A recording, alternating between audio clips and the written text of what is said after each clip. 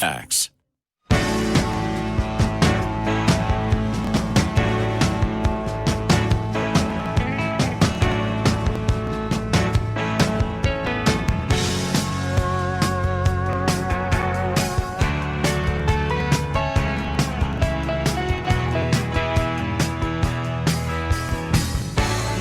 Hello and welcome to the Thursday, or as we like to call it around here, the Friday Eve edition of the Todd Veinotte Show. I'm Dan Alstrand. Hope you are having a fantastic day out there. I might have jinxed things yesterday a little bit. Remember I was telling you it was going to be gray and just kind of depressing for the next... Well, I was driving home last night or yesterday afternoon after the show, after... We wrapped things up and we did what we have to do here, and I had to put my sunglasses on. The sun came out for a little while. It was fantastic. It's amazing how much that changes to your perspective if you haven't seen it for a couple days, right? But unfortunately, looking at the forecast, at least at this point, it looks like that might have been just a very short period of time that was going to happen. It looks like it's going to be wet and gray all weekend. I know that it's not necessarily the best weather, but it is the end of November, and we do have thousands of people out there on voluntary water restrictions. Those that take their water from Lake Major, of course. So a little bit of rain in that basin will help ease that problem. Hopefully, people can get off it before we get any further into December and into those Christmas celebrations and Christmas parties, so to speak.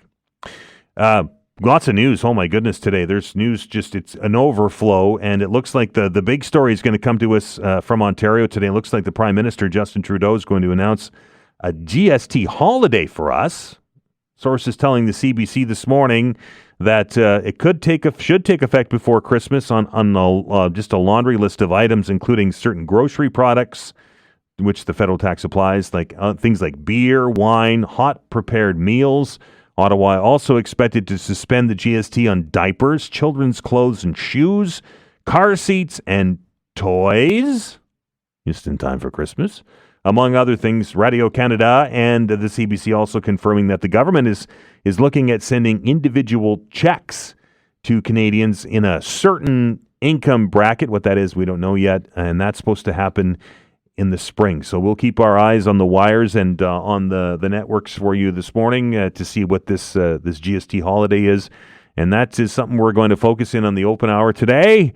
Is this welcome relief? Is this the government listening to you? Or on the cynical side of things, is this just another attempt to buy your loyalty? Is that what the government's doing here with this GST holiday? Closer to home, you get a second chance to watch the provincial party leaders on TV tonight. The CTV debate goes this evening. Lots of response to the first one. Will there be a difference in the second one? Will it change your vote? I guess we'll have to wait and see. Nova Scotians wanting to vote early in the provincial election set for Tuesday can do so at voting locations 3 more days. Until the end of day Saturday, all early voting locations are open from 9 in the morning till 6. You can cast your ballot on Monday, but may only do so at the returning office in your own electoral district. Tuesday's election day, polling stations will open from 8 till 8. And you can find all that information on the Elections Nova Scotia website. We will have a show here beginning at 8:30 on Tuesday nights. And I'm not going to give away any secrets, but it's going to be fun. That's what I'll say about that. Anyway, make sure you tune in for all of the election coverage here, 8:30 Tuesday night, right here on 95.7 News Radio. And the strike at Canada Post continues. Please welcome to the show the Atlantic Director for the union representing striking workers, Jeff Callahan. Sir, how are you? Not too bad, Dan. Yourself? I know you're a busy guy. I appreciate you spending a few minutes with us today. I guess the first question's the broad one. I know there were some talks this week. Where are we at, and what can you tell me about the negotiations? Talks are continuing in Ottawa with the assistance of a special mediator, Peter Simpson, who was appointed by Minister McKinnon. All I can tell your listeners are that talks are proceeding. There looks to be a little bit of movement, so we're thankful for the minister's assistance and Mr. Simpson's assistance in bringing the parties closer together. So talks are continuing daily. Is there concern within the union ranks that if these talks are unsuccessful, then the federal government will act? I think that concern's always out there. I think, the fact that they've used Section 107, kind of willy-nilly last little while, that we're always concerned that they will do that. But I think as long as there's movement at the table, I think that the minister will keep that in his pocket. Watching the picket line, because I can see it from my window here at Yonge and Roby. I see the picketers out there. Everybody looks to be doing all right. The weather hasn't been cooperating. What's the morale like on the line, Jeff? What are people telling you? So I can tell you that our lines are all through the HRM, all through Nova Scotia and the Atlantic provinces, and indeed right across the country are very strong. Our members are very upbeat. Lots and lots of public support, getting messages from people dropping off coffee, meals, waving, beeping horns, that kind of stuff.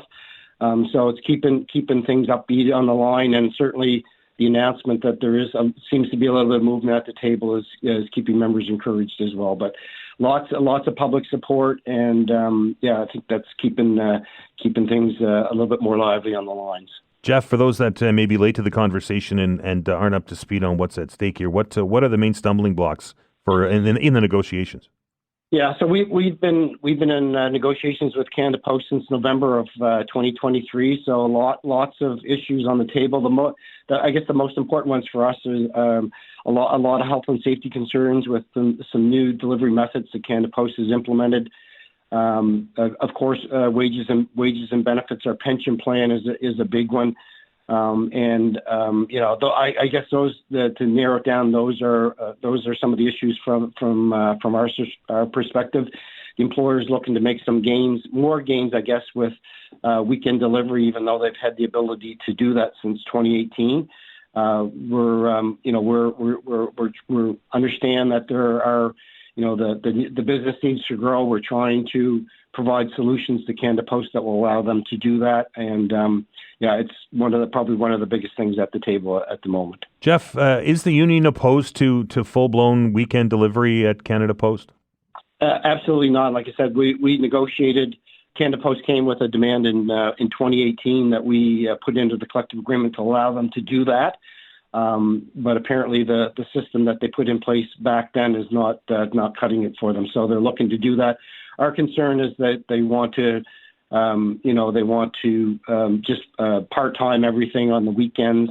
We think that there's a better way forward for that will allow Canada Post the flexibility to deliver parcels to millions of Canadian points of call, so addresses across the country, but by not part-timing everything. So we believe in full-time jobs where that's possible. So we think that that's part of the mix for Canada Post. Jeff, can Canada Post compete with some of the giants out there, the big courier companies and the Amazons in the world on the weekend?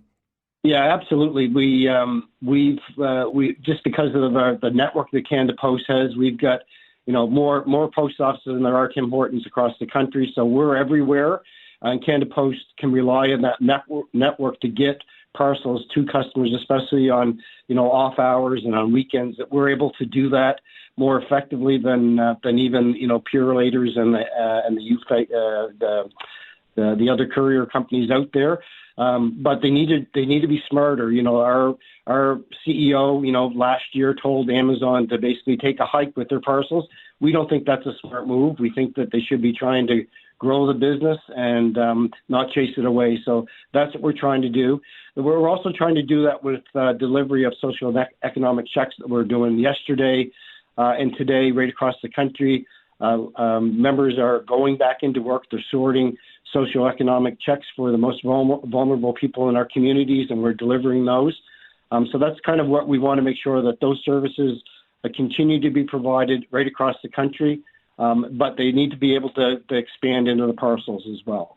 How important is the parcel business? Because we talked about this yesterday on the open hour, and there was some discussion about the decline in number in letter mail now. Almost every year we see less and less. How important is that parcel business to the viability of Canada Post? It's crucial. They're the millions of parcels that Canada Post delivers every day across the country. Are a vital part of the economy for this country. Our members kept working right through the pandemic because we understood that that was what tied the country together, and we want to be able to continue that for the future. But there needs to be some changes, absolutely, and we're willing to sit down with Canada Post to discuss what those changes need to be and put those in our collective agreement so everybody understands the rules. So that's what we've been trying to do for last year, and hopefully with the assistance of Mr. Simpson, we're able to get contracts for both our two major bargaining units sooner rather than later. Jeff, those talks are ongoing. I assume they're continuing today and will continue until either you have a deal or what is there a deadline for that? There is no deadline.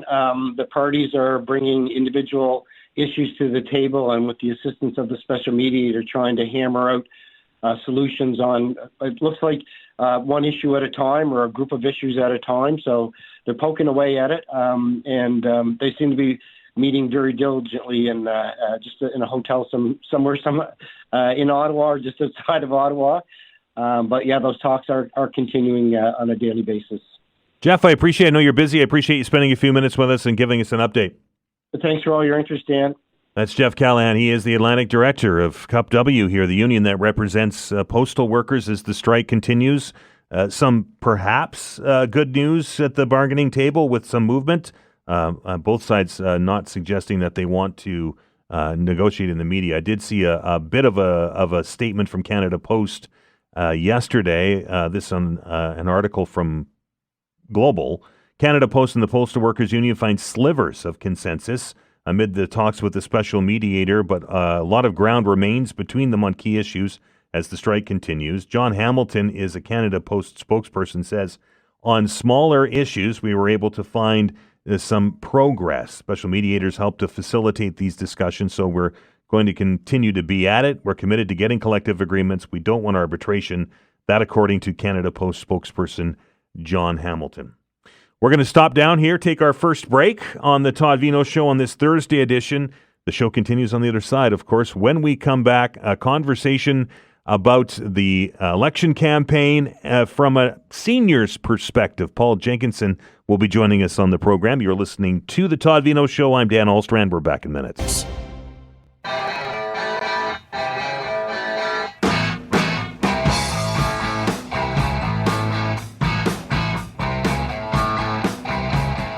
Well, we know the election campaign is well underway. In fact, it's coming to the end. We've only got a few days left, as I mentioned at the top of the program. A few more early voting days left, and Monday we can. There's another day, but it's not the same. You can vote at your electoral district, and then Tuesday, of course, is the big day. It's the day that the only poll that gets released in Nova Scotia about this campaign really matters, and that's the poll of the votes that Nova Scotians will cast. There are some that are still undecided, some that perhaps are on the fence on a candidate, and I know there's a number of different organizations that have had a chance to go over the platforms that the parties have released and give their thoughts based on sort of where they are, and have released some of that information. And one of those groups is the group called Advocates for the Care of Elderly, and that's the ACE group. And we're very pleased to welcome to our program from the ACE team, Paul Jenkinson. Paul, how are you? I'm fine, Dan. Thank you for inviting me on. Your organization has released their second Seniors and Long-Term Care Election Platform Report Card. Tell me a little bit about the genesis of this, Paul. How do you grade the parties on this, and what's the process?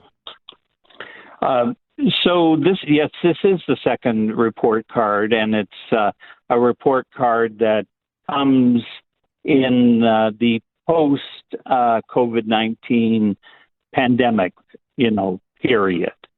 So part of the focus is on seniors' issues in the community, so housing, affordability, and health care. And then we also focus on the invisible population of seniors in long-term care facilities. And we took some of the observations of authors like Andre Picard and others who wrote about seniors' care in the COVID era and identified many problems. And we looked at all of the issues that we thought were pertinent to especially seniors on fixed incomes, seniors affected deeply by whatever platform came forward. So that's the genesis and a review of the platforms, a summary of the platforms, what's in the platform, and also it's always important to know what's missing, and then we give a grade. So let's let us begin, and we'll start with the governing party, the PC platform. Paul, what thoughts on their platform with regards to seniors, and what's the letter grades? Okay, so for the Conservative Party, there, if you think of the affordability issues, the Conservatives around housing are they seem to prefer to create what they would call conditions of for affordable housing markets. So unlike the other two parties, they don't really pull any levers of power that would directly impact. They create some conditions, some more, and they don't outline those conditions particularly in their platform. There is a promise of an extension of the rent cap, but no mention of addressing fixed lease loopholes or anything about dedicated not-for-profit or co-op housing. So they're very light on the housing, any direct intervention by government around housing. But in the healthcare area, they score very well, and that's because they've established the medical school at Cape Breton University. They've opened medical graduate assessments, and they make claims that they've increased the doctors, net doctors by 265, net nurses by 1,750, and they also have expanded a scope of practice. So they've built capacity into the system by, for instance, expanding the scope of practice of pharmacists and allowing them to open up clinics. So lots of good things in the area of in the community health care. Their grade in that area is, let me just get down to that. I believe it's a B. But a B. And in long-term care, they get an A-, the highest grade in this report card. And that's because in the 4 years that or 3.5 years that they've been in power, they have actually, you have platforms and promises, and then you have actions. And they actually have acted quite extensively with 2,000 commitments to 2,000 new single bedrooms with a washroom, so that's good for infection control. 3,700 renovated bedrooms, 2,000 free education spots for CCAs. They've adopted the 4.1 hours of care. They've brought in an internationally recognized assessment instrument to follow the care of the senior. So they actually score high on building a more humane and a long-term care system that actually provides health care. Paul, so that they get an A-. Okay, Paul, out of the interest of time, we have two more parties to get to, so let's move along. Yeah. We'll get to the Liberal Party. The Liberal Party. So the Liberal Party has a lot of initiatives in affordability And so they score well in the community setting, and they have some co-op commitments, not-for-profit housing commitments, rent cap and fixed leases commitments. Where they don't do well, so they receive a B in the community setting, but unfortunately, their platform is void of any long-term care commitments. The traditional Liberal position has been to support home health care and people aging in care, put all the eggs in that basket.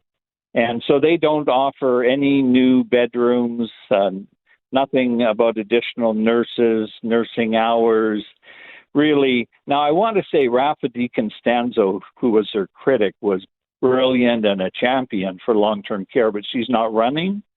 And their platform, which is what we're grading, really offers nothing for long-term care seniors. And so they're the only party, and this is kind of bold for us to give this grade, but I think it's accurate.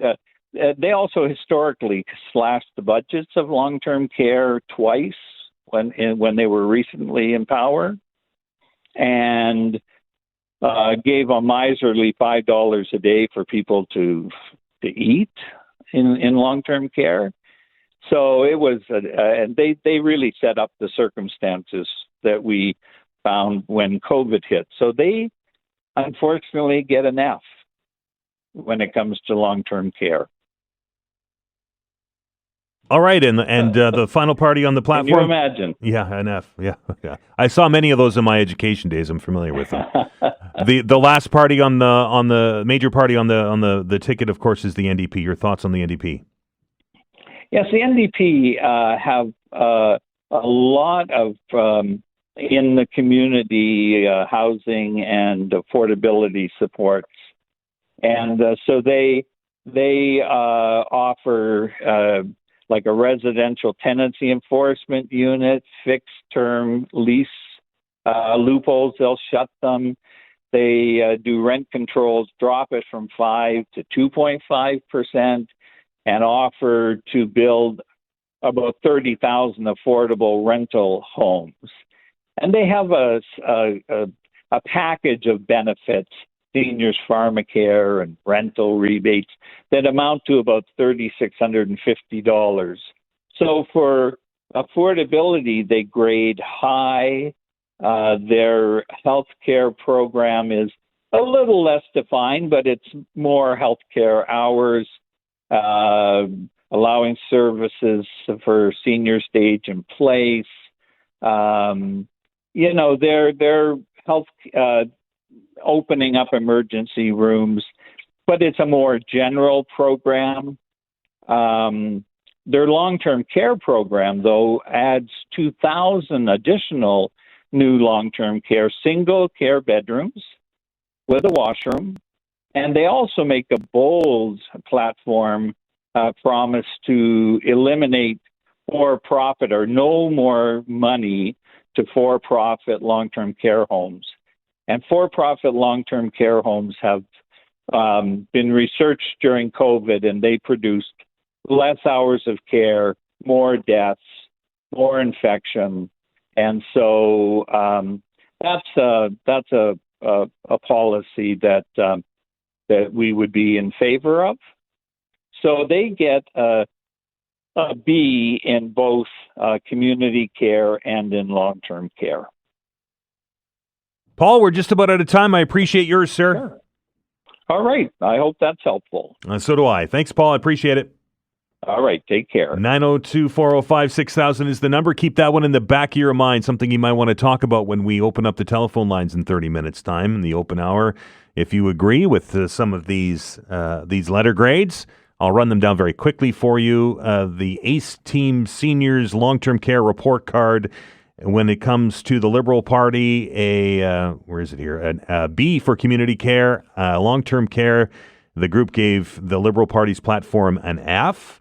the NDP, a B and a B in both those categories, and the Conservative Party, or the Progressive Conservative Party, in community grade B, long-term care grade, A-. Going to stop down and take a break. We're going to get an update on the news from Blake, and when we come back, the show continues. On the other side of that break, a conversation about the ongoing conflict that's happening in Europe, Russia's invasion of Ukraine, a conversation with expert Dr. Maria Popova from McGill University. What does this whole business with long-range missiles mean? Is this an escalation? Are we going to see this conflict continue to escalate? And what does that mean for Europe? We'll have that conversation when we return. You're listening to The Todd Veinotte Show. I'm Dan Alstrand. We're back in minutes.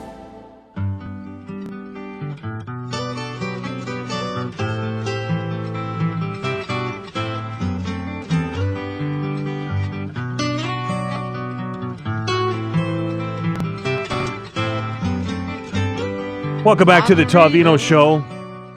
With all of the domestic stuff that's going on, particularly here in Nova Scotia, with an election campaign underway, and we just got off of a municipal campaign, and of course we're watching the ongoing goings-on in Ottawa with regards to the minority government there and these deals. And as I mentioned off the top of the program, it looks like the NDP's plan to get a GST holiday has grown some fruit, and we may hear some of that happen here very shortly when the Prime Minister announces a bit of a holiday. What I think gets lost in our discussion, and of course the U.S. election and so on and so forth, but I think what has been getting lost in our conversations as of late is that the conflict, the full-scale Russian invasion in Ukraine continues. And it seems to be escalating.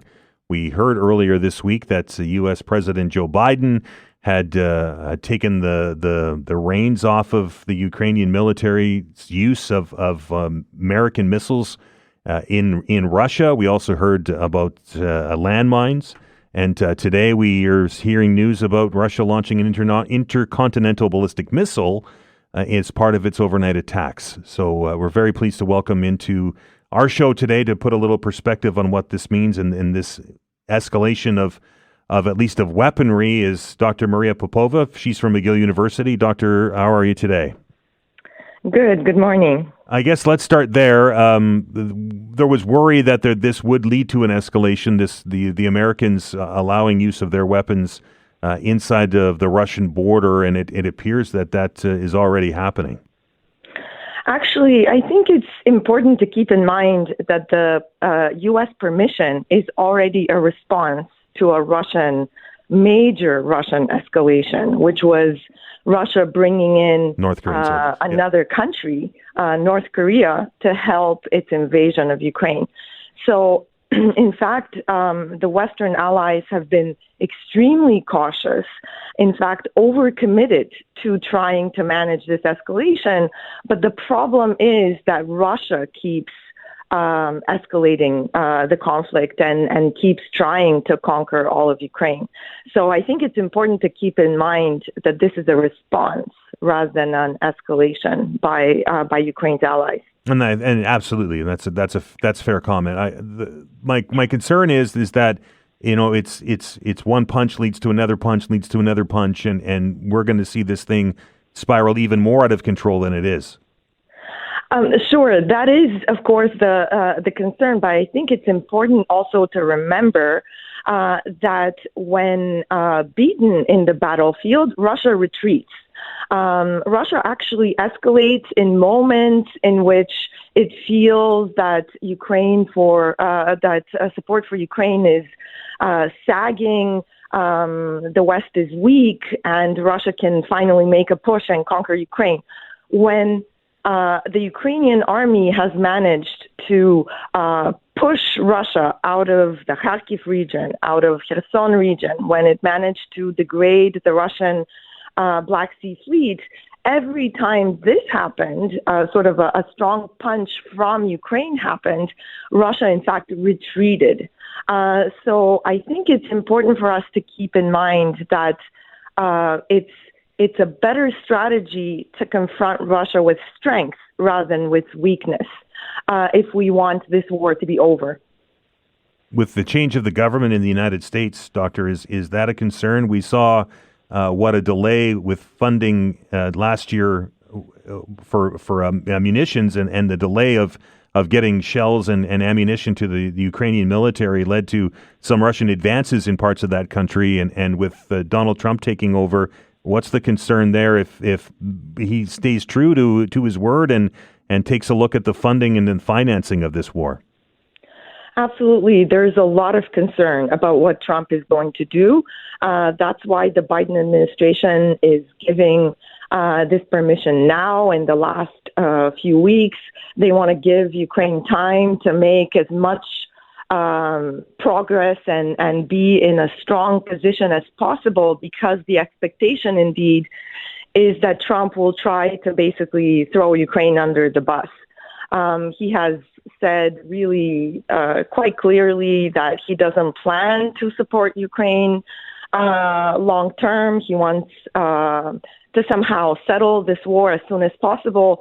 He will come to the rude awakening, though, that Russia is not willing to settle and stop this war. So the problem here is not Ukraine's resistance. The problem is that Russia is not willing to stop. So we'll see what he does when he realizes this. If Donald Trump is true to his word and cuts the funding off, the American funding off to the Ukrainian military, what does that mean for the other allies in Europe? Do they have to shoulder that load, or will that be a ripple effect? Well, I think that indeed Europe is likely to step up. They know that Russia is above all a threat to Europe. So if it wins in Ukraine, there's no reason to believe that that's all they want. They've been very clear that they have broader ambitions than Ukraine. They have, for example, repeatedly called for all the countries that joined NATO after '97, and that's a lot of countries. That's most of Eastern Europe. The Russians have repeatedly said that they want these countries to leave NATO. Of course, why do they want them to leave NATO? So that they can attack them too, right? So Europe is very concerned about this, and chances are that they will step up if the U.S. takes a step back. And that takes me to my next question. And I know we are talking in hypotheticals here, but if Ukraine does fall because of a lack of funding or whatever the situation is on the battlefield, what does that mean for the rest of Europe?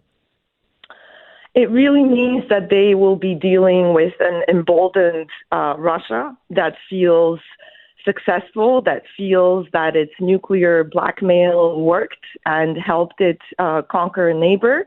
Russia has already interfered in elections in Georgia and Moldova this fall. Both of these countries are not members of NATO. They would be the immediate targets of this bolder Russia. But also we've seen Russia really poke and try to test NATO itself by launching all sorts of hybrid operations. I think most recently the cutting of underwater cables, communication cables, that Germany is right now investigating. There was also an attempt on the life of a German munitions company CEO. I mean, there's a lot of hybrid attacks by Russia coming to Europe if Russia is successell. Russian President Vladimir Putin this week changed his doctrine for the use of nuclear weapons. Is this Is this saber rattling? Is this a threat, or should we be taking this serious that he may use a tactical nuke?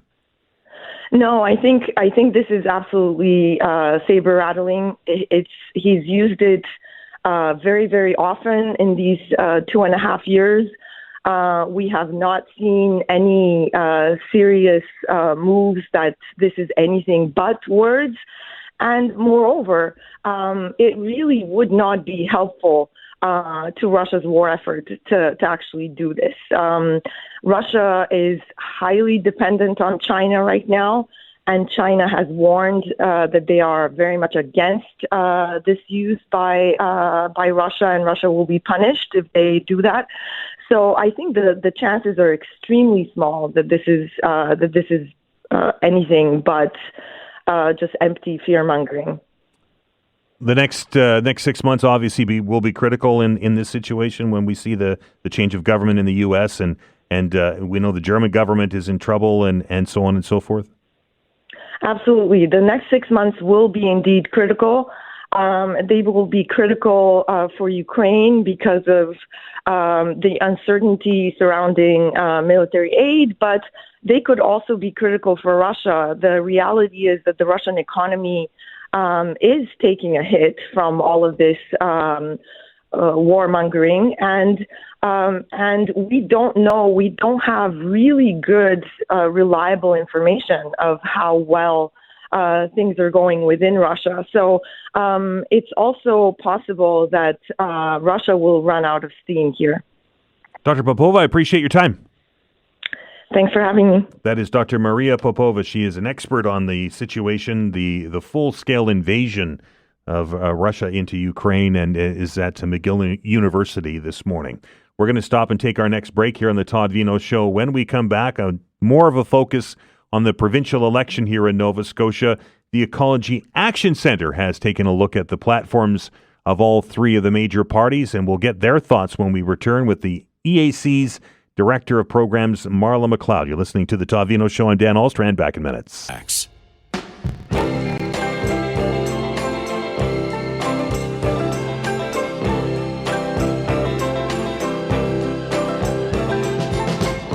Welcome back to the Todd Veinotte Show. I'm Dan Allstrand. Hope you're having a fantastic day as the election campaign continues to roll along. It's not that long now, right? It's just a couple of days away, it seems.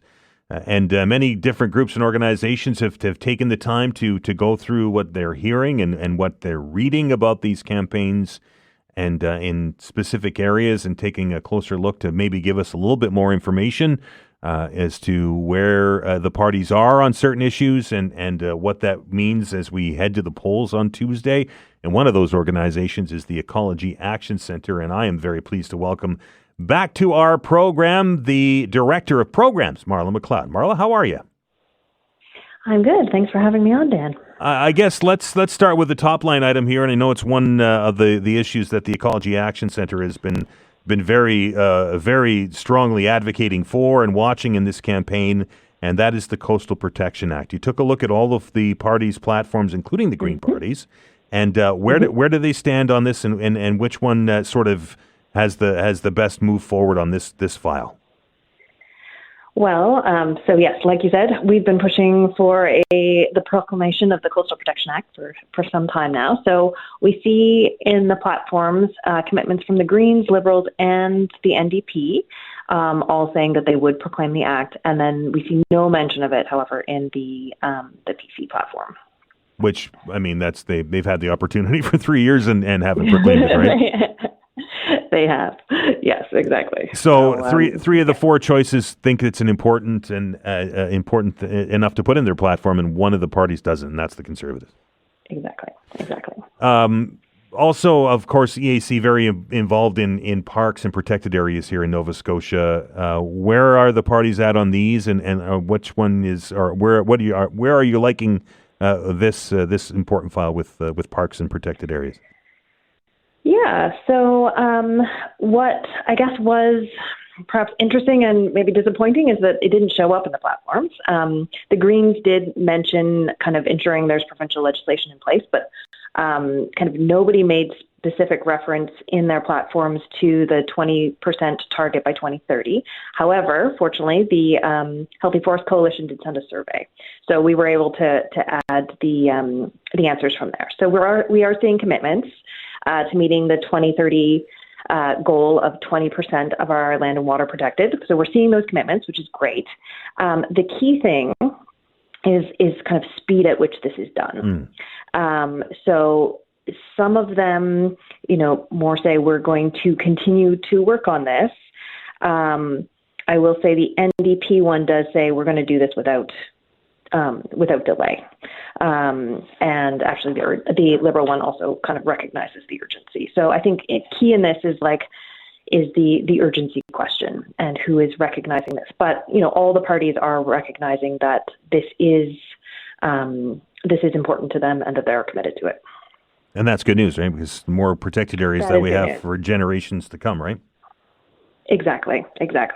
Marla, one of the topics of discussion on this program many weeks has been active transportation, and you took a look at this as well and found that there wasn't a lot of discussion about this active transportation and cycling and bicycle lanes in these platforms. Exactly. Yeah. Actually, that's one thing we were actually kind of disappointed about across the board. The Greens make some reference to it. The Liberals talk about investing in local trails. But I mean, really, some key things that we're wanting to see here are, one, this is the act that I feel like we're not getting enough attention about. Is there's another act that's not been proclaimed, and that's the 2018 Traffic Safety Act. And in that are provisions that would enable photo radar. And so it would kind of the safety things are all in that act. And I think that is the kind of thing that makes pedestrians and cyclists feel like, oh, I want to do these things. We're also, there's the provincial active transportation strategy has not yet been released. So this is also something that we are wanting to see. We would have loved to see stronger commitments across the board to active transportation. Transit has been a key issue. It's been talked about by, I think, all three of the main party leaders and in our conversation with the leader of the Green Party here on the program. Your thoughts on the platform's promises for transit? Absolutely, yeah. So I think it's important to remember that transportation is the second largest source of greenhouse gas emissions. Also, nobody likes to sit in traffic. This is, I think, a frustration across the board.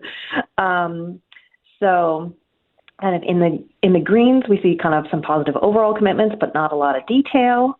The Liberals are saying free transit, which is a really interesting one. We haven't seen this come up in the past. They did announce it a few months ago, but kind of in general, this is something people haven't been talking about as much. So that's really interesting. It's especially interesting in rural communities where transit is quite expensive. NDP are talking about free ferries and supporting bus rapid transit. And the PCs are talking about feasibility studies for light rail. So it's sort of what we're wanting to see is what are we going to do now? That's really key to us. And are all of the commitments based in evidence? So what worries us is when people are like, we're going to put in more roads. And we're seeing a little bit of that too, because the science says if you build it, they will come. If you build more roads, you actually just get more cars. The only way to have less traffic is to have fewer vehicles on the road. So more people in buses, more options, making those convenient for people. And so, we really want to see, this real understanding that more roads are not actually going to fix the problem, and we need more ways for people to commute in public transit and also. Liberals have promised a free transit for all. Is that the solution? It's a really interesting one. This is something we're kind of digging into a little bit more. Transit services in Nova Scotia only recover about 30% of their operating costs. So it's an interesting one that we, like I said, we want to dig into a little bit more. I think it would potentially, if you are struggling, that it would be an incentive. However, it maybe is not I think what will get more people onto transit is the reliability. Kind of what I hear from people who want to see, who would be like, I could give up my private car if, is the frequency, reliability, those kinds of things. So I think that's what's going to get more people onto the bus. But I do think I think free transit is a really interesting idea, and I think what is needed is are we investing enough in transit? And that is the key thing, is how much are we investing in transit, because we do really need it. Marla, the last big topic and subject matter of this campaign, of course, has been the housing situation here in Nova Scotia. Your thoughts on the party's platforms on housing and some of the zoning rules? Sure, yeah. We definitely saw a mix of things. So everybody is definitely talking about housing, which is good, and it's very important. It's so key. What we're always looking for in terms of housing is both I think we all know we need more housing, and is the housing being located in places where people have, is it linked into our transportation systems? Is it affordable? Who is going to use it? And are we building in a way that makes sense for our long-term sustainability?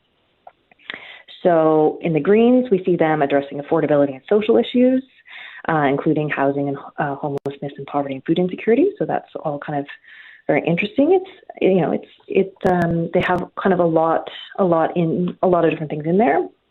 The Liberals have a broad, inclusive approach to housing with specific goals for affordable housing, which is always, it's really good to see kind of this kind of understanding of the diverse needs of the housing market.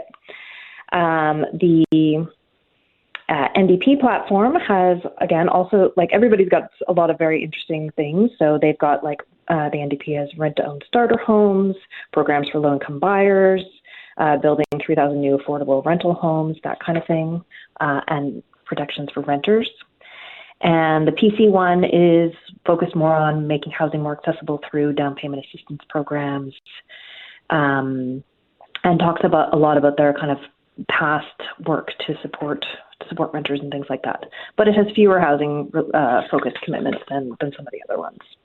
So it's an interesting mix across the board. Yeah. Marla, we're just about out of time. I appreciate it. All this information available on your website, correct? It is, along with a voter toolkit. So if you're wondering what can I ask at the door, we also have a bunch of sample questions across a whole number of issues. So both the full platform analysis and the voter toolkit are online. Appreciate your time. Thank you so much for having me on. That is Marla MacLeod from the Ecology Action Centre. That's a website, ecologyaction.ca. You can look at all of this information and more as you get ready to, if you haven't already, made your informed decision as we head to the ballot box to elect a new government here in Nova Scotia on Tuesday. We're going to stop and take a break. On the other side of it, it's time to open up those telephone lines. 902-405-6000. That's 902-405-6000. The federal government is planning to announce today a GST holiday in time for the holiday season. Is this a smart move? Is this something you were looking for? Is this going to help you out, or is this just another attempt to buy your vote? 902-405-6000. That's 902-405-6000, the open hour. After the news.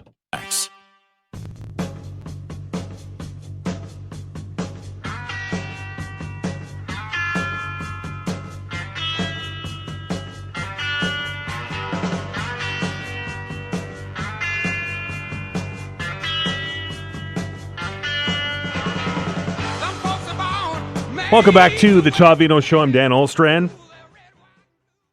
Our telephone number is 902-405-6000. It's time now for the open hour, your chance to talk about the issues of the day, what matters to you. This hour is yours, as we like to say. You talk about all of the news that's going on, and my goodness, is there an awful lot of it happening?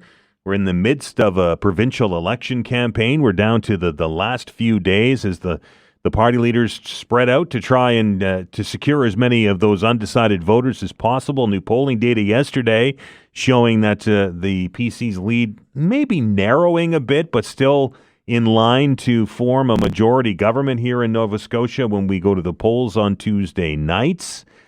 The party leaders will meet tonight on the stage over across the way there at CTV at 6:30.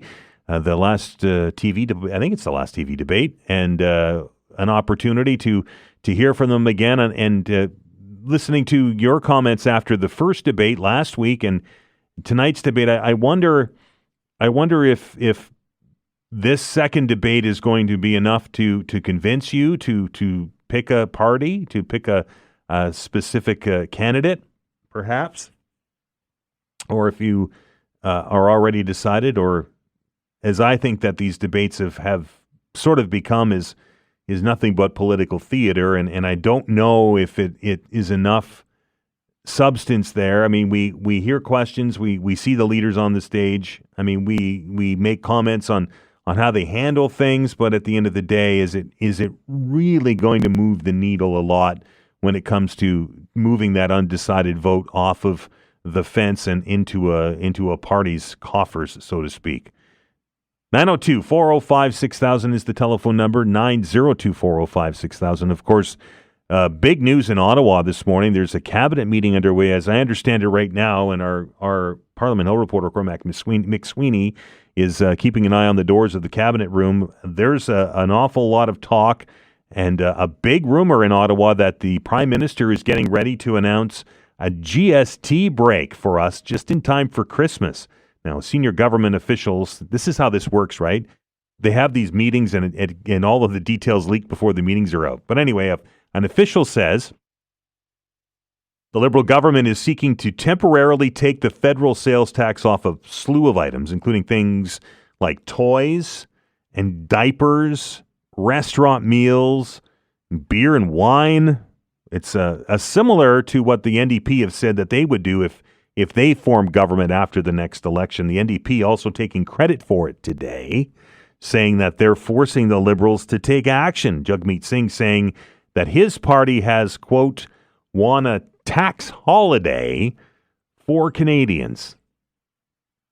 Your thoughts on a GST break, taking the items.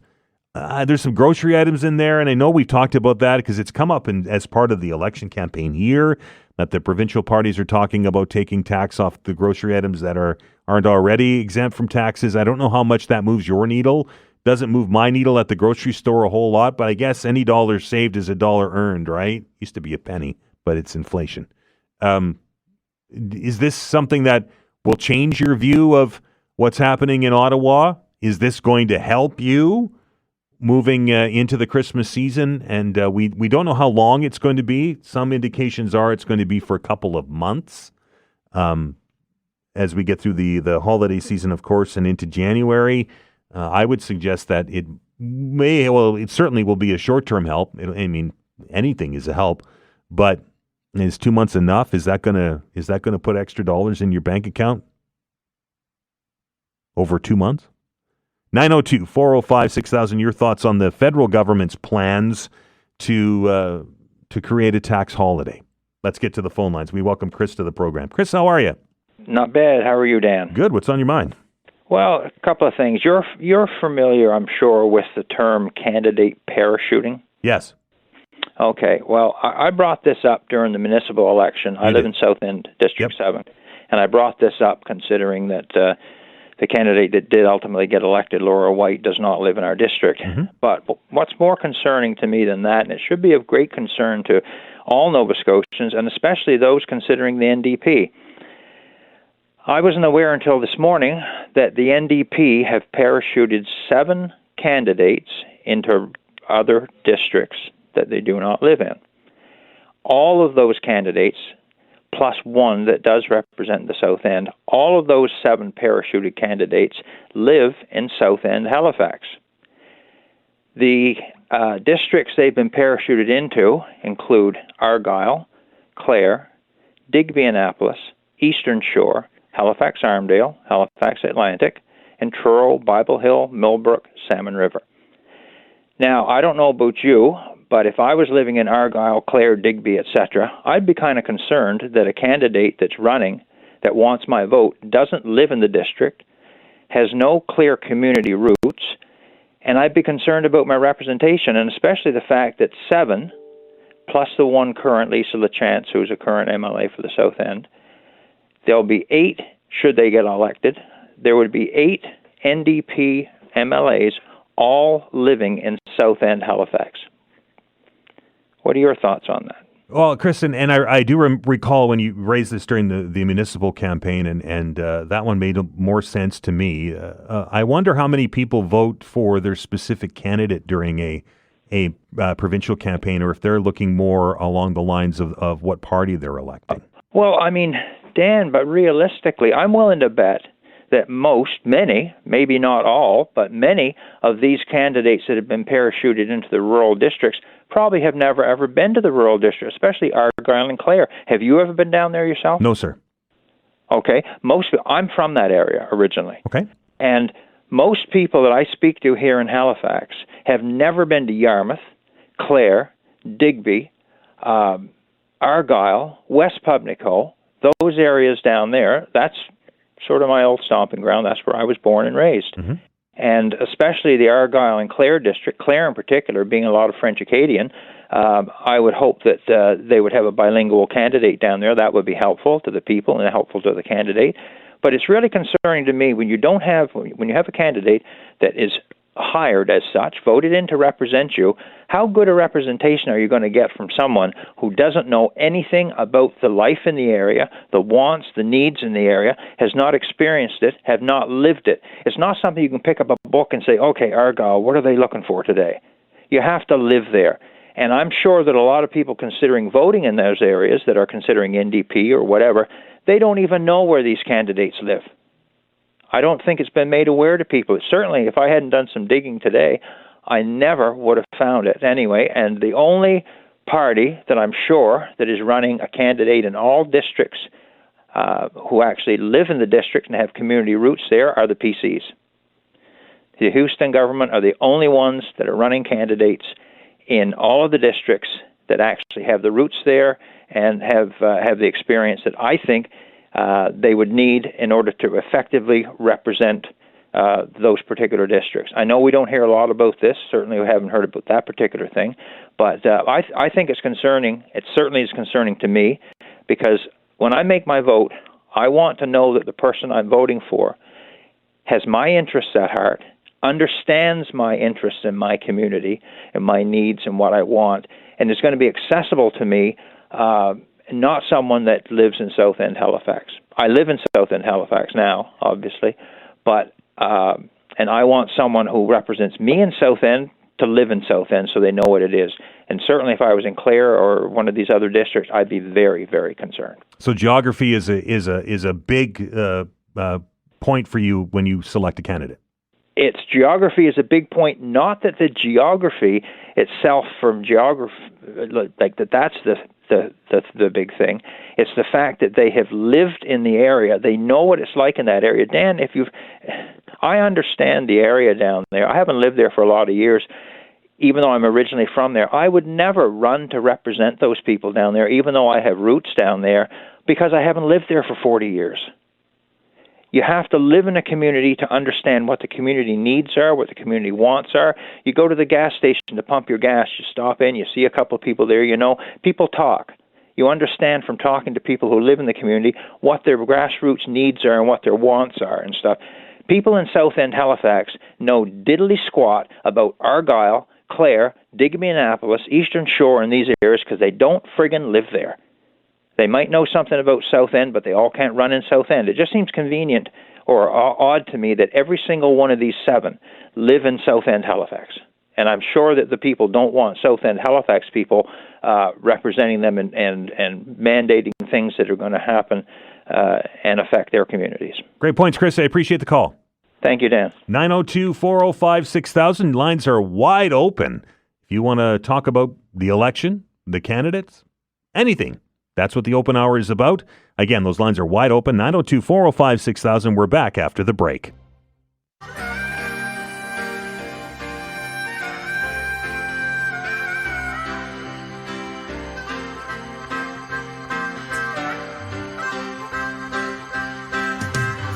Welcome back to the Todd Veinotte Show. Dan Ahlstrand here with you on a Thursday morning. Look at, I see blue sky. See, I told you I jinxed it. Maybe I have to talk about bad weather more often and we'll get some sunshine.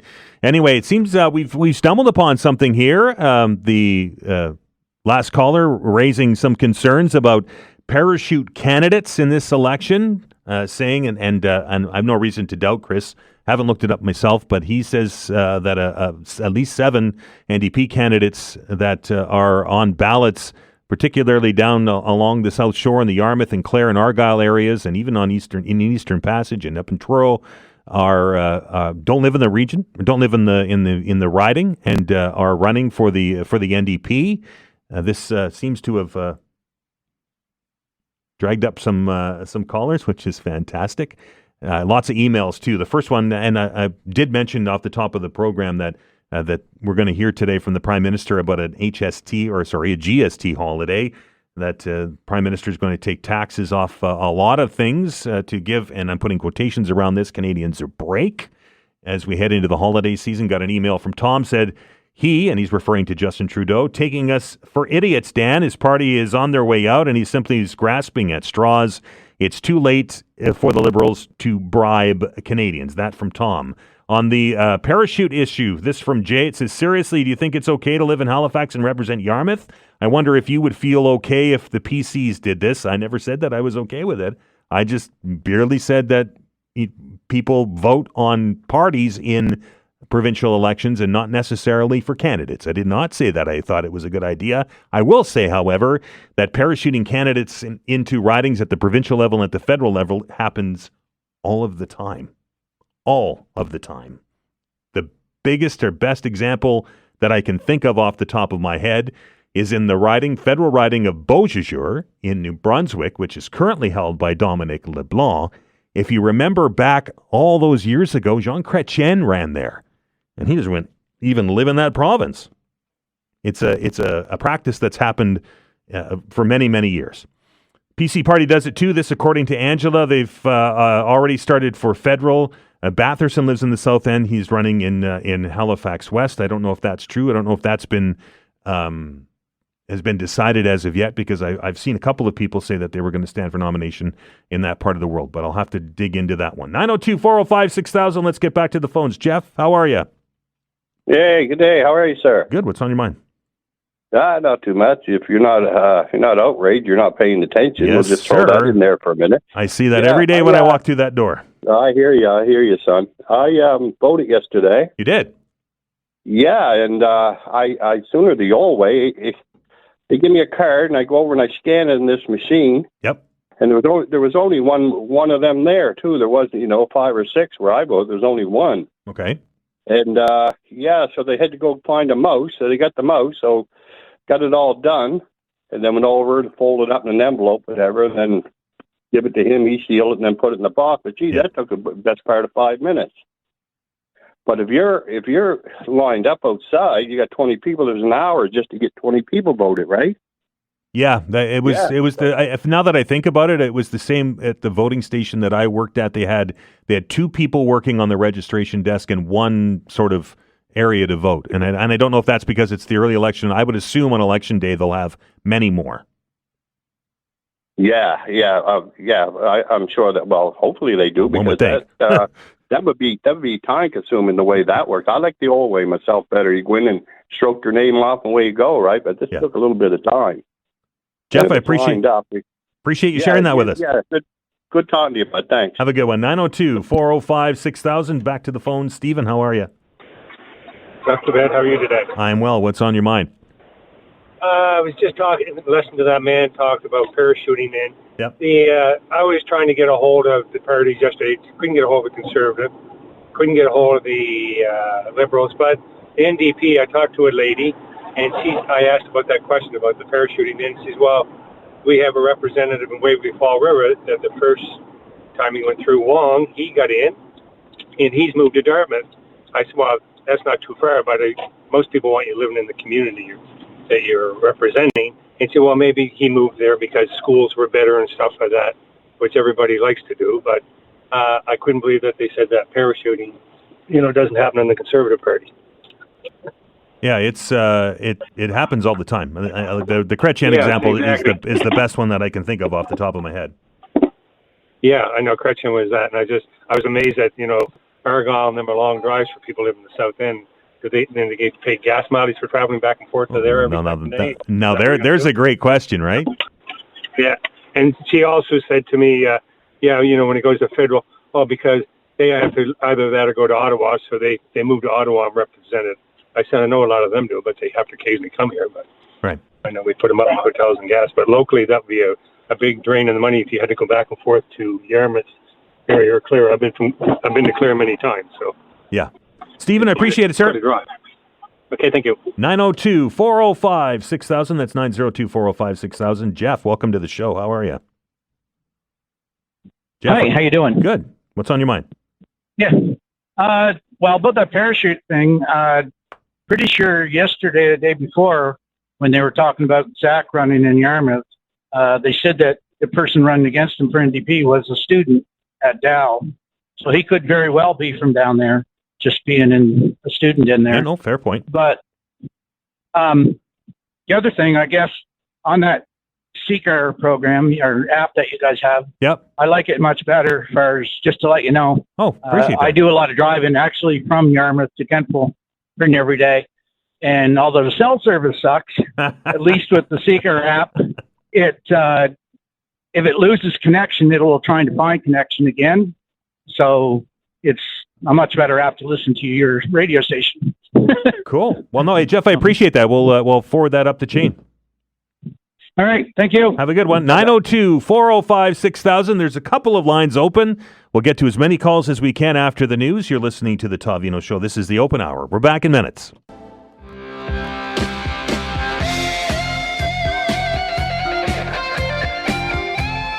Welcome back to the Todd Veinotte Show. This is the Open Hour, 902-405-6000. Your chance to talk about whatever it is you want to talk about. Seems to be a lot of attention today on parachuting candidates into ridings for this provincial election. Let's get to the phones. There's a lot of people on there, so we'll try to get to as many as we can. We begin with Michael. Michael, how are you? Not too bad. I wasn't going to call today till I listened to Chris. I always thought he was pretty sharp, eh? But to be able to touch to that extent on elections that they do drop candidates in to different ridings. Didn't Maroney run up there just outside Annie-Kanish or something? I do believe. You may be correct. Yeah, Prime Minister, and he was a Tory. So put a special request on there for me, Dan. Sure. For Chris and for Tony and those guys that are talking about the Conservatives. Play for them. Who's Tory now? I'll talk to you later, buddy, and thank you. Have a good one. 902-405-6000. Always great to hear from Michael. 902-405-6000. Let's get back to the phones. William, how are you? Oh, great, Dan. I'm going to be on Chris about his false equivalency for parachute candidates because who called the election? The Tories called the election, so they knew that they had to get their candidates lined up well in advance of any other party. So they only got 10 days to, basically get all their candidates together. And the fact that some of them don't live in the riding is like a non-issue. Obviously, if they get elected, they're going to have to represent the people from that area. So again, Chris just gets people riled up over issues that are, don't mean anything. And people have forgotten already that there was supposed to be an election in March, I think it was, and that the Tories called the election. That is the point here. And the NDP scrambled to fill their slate of candidates. There's really not an issue, I don't think. What do you think? So geography's not an issue to you? It doesn't matter? Listen, I'm a non-resident. I have a home down here, but I'm not voting because I'm a non-resident. But I've been to Clare. Who's going to deal with the French language down there? I'd give more credence to the NDP or the Liberals than probably the Tories caring about the French language. What about the fishing issue in Mitigation and the mess that is over the lobster fishery? What have the Tories done about that in the last 3.5 years? It's only escalated and got worse. Right. So, some of the issues are regional, but it doesn't mean that these candidates from South End, Halifax, or whatever can't come up to speed and deal with it in a more pragmatic way than certainly the Tories have been dealing with it. Again, I think it's a non-issue. Thanks, William. Appreciate the call. Okay, great. 902-405-6000, 902-405-6000. Where do we go? Here we go to Grant. Grant, how are you?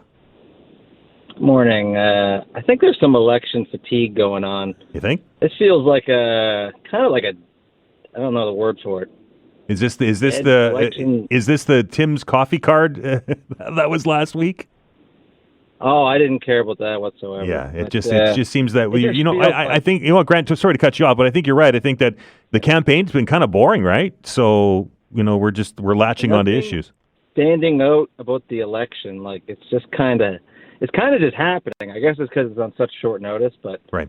The municipal one, the mayor election, that was all I seen were 10, 20 signs of candidates. Yep. Not that I was supporting that, but it was more in your face, I felt. But this just kind of feels boring. Yep. I don't know a better word for it. I hear you. And I will say, even though they're not connected in any way, I will not vote for a Liberal Party ever again because of Justin Trudeau, and I won't vote for an NDP party again because of Singh.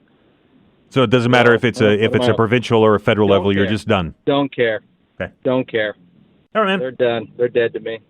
Have a good one. You too. Bye. 902-405-6000. It's 902-405-6000. I would be interested, and I don't know, there's a lot more intelligent people that study these things than I, but it would be interested to see how much the federal cousins weigh into a decision at the provincial level, right? We know that the federal NDP and the provincial NDP are two separate organizations. They may be like-minded, but they're two separate organizations, as are the Liberals and the PC party. The Tim Houston will go out of his way to tell you that his party is not following the same sort of song line as the federal Conservatives are. So I wonder, and maybe it'll be something you look at or we look at after the election's over, how much that impacted people's votes, because they have the same name and the same color, not necessarily the same administration or organization, but I hear it a lot here on the program about people saying, I'm not voting for the Liberals because Justin Trudeau and the Federals, and or the same thing as we just heard from our caller Grant that said, I'm not voting for the NDP because of stuff that Jagmeet Singh does. It really would be an interesting study, I think. Let's go back to the phones. Mike, how are you? I'm all right, buddy. What's on your mind? Well, here's a thought. What do you do when none of the parties are representing any of your needs? Well, it's a question many people have asked me on this show, I'll tell you that much. I turned 66 on the 28th, and so I'm living on a pension, mm-hmm. and it amounts to $1,600 a month. Yeah. Now, I'm pretty sure that everybody out there listening can figure out that's not a heck of a lot of money. No, it's tough to live on that, that's for sure. Yeah, so anyway, I'm in the Cole Harbour area. I talked to a couple of politicians. The last one I spoke with was the PC member. But did you ever talk to somebody and just get the feeling that I'm listening, but I'm not really hearing? I'm not connecting. Every single day, Mike.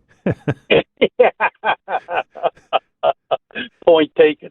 But anyway, and it's just like, you know what, to come up, and I know that pensions are a federal issue, but I think that our provincial people could be doing things for the people in the province that are, I know many seniors and some that are much older than me would never in a million years call into this show. No, I hear you. Yeah. They just wouldn't, and they wouldn't get on there and complain. They just kind of deal with their day to day.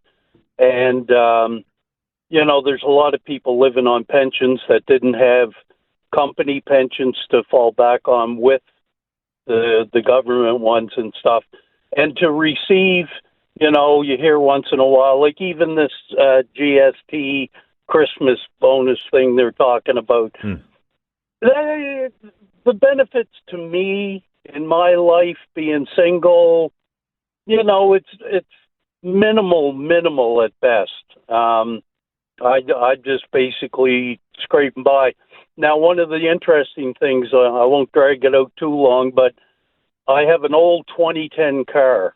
Okay. And it's a little car, and I'm full of arthritis, neck, back, just completely full of it, complete hip replacement. And I could really use like an SUV or van. But here's the irony in life, is that anywhere you go today, well, in this province anyway, you need a minimum of $1,800 a month to qualify to finance something.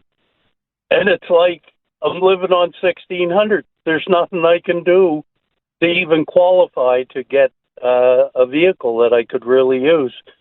It's, you know what? It's down to the point where at this stage, you're not really living.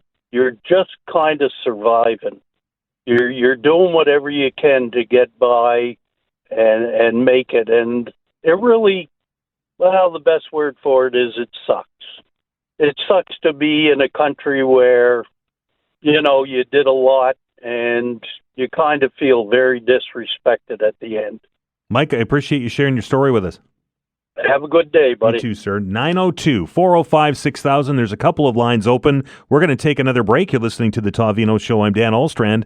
We're back in minutes.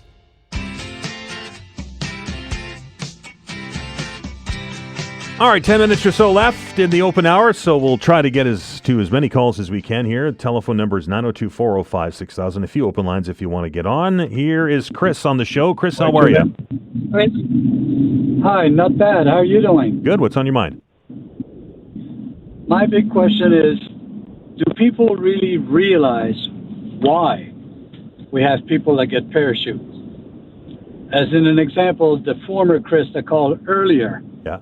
I ran in 83 because I received a phone call saying that we promised in our party that everybody would have a chance to vote for somebody. So in two particular riding that he was talking about, Argyll and Clare, both of those locations, if the people would run, they would lose their job. That's one of the real reasons that's going on, and that's why those parties never changed in both those ridings. It's actual fact. And this was in the days of Ahsan McDonald that this was put in place. This is just to let you know that we are serious when we're saying we are going to help the people. And both people, when I got the phone call for that one, is because we could speak French and we understood what is going on in Nova Scotia. And for the person that wasn't there for 45 years, well, I think he missed the boat if he doesn't know that part. That's all I have to say. Thank you. Appreciate it, Chris. Thanks for the clarification. 902-405-6000. It's I was just looking up parachuting, and most of it's at the federal level, but it's quite common. In fact, we see it quite often when party leaders are elected through their party platform or through their party convention, and are looking for a place to sit in a legislative assembly or in the House of Commons. They will look for ridings that are secure and safe ridings. That's why Chrétien ran in Beausejour, because that was Romeo Leblanc's riding, and was Chrétien's, and now it's Dominic LeBlanc. It's a going to put in quotes around this, a safe Liberal riding. We'll see what happens in the next federal election, but it's quite common. But I mean, I can understand Chris's point that, you know, you're elected to represent the people that in the riding that you are running in, and if you have never set foot in said riding, then I think that's an issue. But our last caller said that, you know, you're required to put candidates in ridings, and if you're elected, then that's your job, right? 902-405-6000 is the number. Let's go back to the phones. We welcome Jeremy to the program. Jeremy, how are you? I'm good, thanks. I wanted to touch on a piece that I read in CBC this morning about a woman by the name of Mary Isaac. Okay. And she had been provided funding from the federal government. She has a disability. She has cerebral palsy. She has 3 kids, and she was doing her best as a single mother with assistance from the federal government to help her look after the kids. They had some special needs, and they were providing money to help her with in-home care and stuff like that. The federal government decided that they would rather have the provincial government foot that bill. So they told her they were going to pull her funding.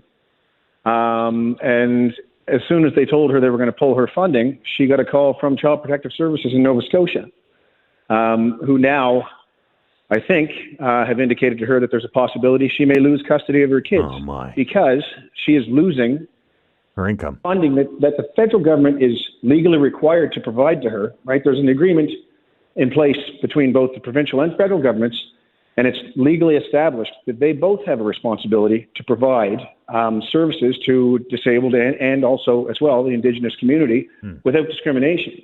Right. So, I mean, and this isn't my opinion. This is established at law by the Supreme Court of Canada. And Cindy Blackstock, who's a well-known Indigenous advocate and lawyer, has said this is a double breach of this woman's charter rights. Both because she has the right and privilege, the right to receive equal funding and equal health care under the charter, and also equal funding and equal health care because of her disability. So, I mean, it shocks me that I would read this and that there's not somebody coming forward immediately from the provincial government to say, well, you know what, we're going to have a conversation with the federal government, which is what they're supposed to do, right? I mean, and this, again, she's hired a lawyer and now she's appealing the Indigenous Services Canada ruling that wants to take her funding. They've given her a 3-week extension. So, and they've basically said, you're on your own. You have to figure it out. Even though both, like I said, both, levels of government, the federal and provincial government, both have obligations and responsibilities to this woman and her children. And they've both said, well, you know what? We're just going to argue over who's responsible and we'll leave her in the wind. And she may lose her kids in the meantime. It's a travesty. It's shameful, that's for sure. And I think it just, again, it speaks to the level of, I don't know what the word would be, misalignment when it comes to this provincial government saying we're fixing healthcare. And then you read about a situation like this where they have every tool available to them to at least say, you know what, even if we can't fix your situation, we'll fund your situation immediately. So there'll be no there'll be no gap.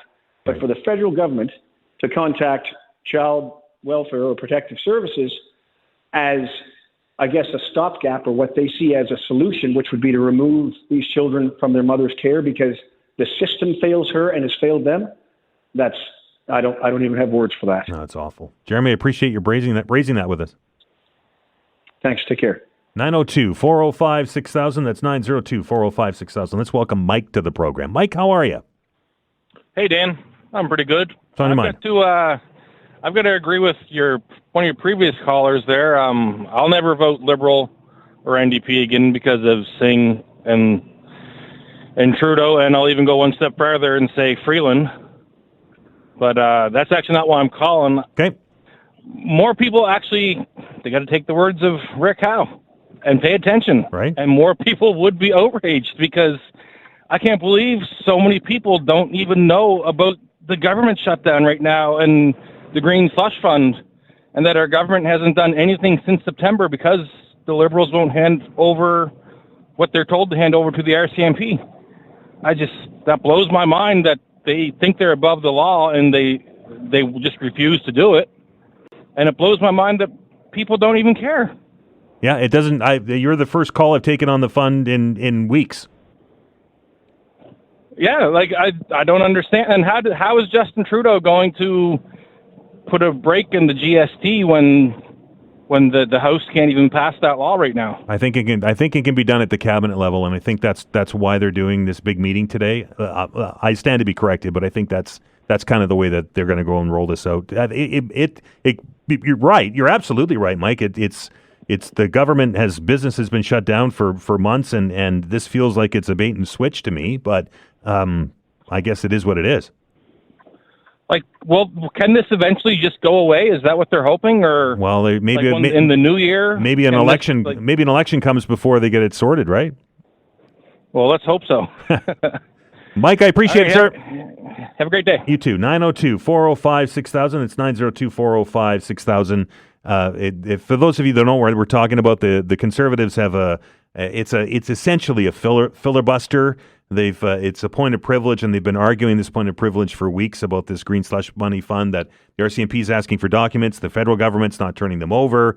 the Conservatives are making allegations that they're pocketing the money. There are people getting tossed out of the out of the House of Commons. The whole thing it's a circus. The whole thing is a circus, and really would hope that the business of the House would get back to normal, regardless of what color tie everybody wears, because it's very childish to watch on both sides of the aisle, to be quite honest. But I understand why the Conservatives are doing it, trying to get the information out, and so on and so forth. But it really is a shame that we have to shut down Parliament in order to appease certain. Anyway, that's all we'll say about it. 902-405-6000 is the number. Let's go to Anthony. Anthony, how are you? Hey, how's it going, Dan? Good. How are you? Not bad at all. Haven't made a call for a long time. Hopefully Todd's all right. I hope that lady with her kids, hopefully that works so good for her. That's a scary situation. Kind of ridiculous. Yeah. But I'm just changing direction Sure. a little bit. I'm a contractor in the Halifax area. Building contractor? Yes. Okay. Yep. And we're just looking. I've been looking everywhere for somebody looking for work, but I can't find any. So really, I was calling and I can't. Like, if I do get somebody, it's like they have zero experience, or they don't want to really come to work. Would you take? Sorry to cut you off, Anthony, because we've been talking about this for a couple of weeks now, and there's we've heard that there's a labor shortage in the construction sector. Would you take somebody on that doesn't have any experience but wants to learn and wants to work? I would, yes. I would love to get I would love to get somebody with experience, but we're willing to train. Yeah. But I just was wondering if I could call in here, maybe leave my name, sure, and number at the desk, and if anybody hearing this is looking for work, and willing to work, call in and they can get my number from you guys. Anthony, what I'm going to do is I'm going to put you on hold, and I'm going to get Vanessa. We'll pick up the line, and she'll get all your details, so we don't put them out over the air. All right? Okay, thank you very much. All right, so there you are. We've been talking about this for a long time. We've been talking about some of the campaign promises that have been made in the platforms of the parties, 8,000 homes, the NDP, much more from the Liberals. And I've been asking the question for weeks, who's going to build them? The Construction Association of Nova Scotia says that, we're in Atlantic Canada, we're up to 7,000 workers short, and here's an example of it. So anybody out there that wants to work, look at me. I don't know if I get a finder's fee. Anyway, that wants to work, Anthony's looking for you. So we'll get that on. We'll keep that number here, and if you want to help Anthony out, then there's an opportunity. Let's see if we can squeeze one more in here, and we will welcome Dave to the program. David, how are you? Hey, good morning, Dan. Thank you very much for taking my call. Sure, we're just about out of time, so I need you to be quick.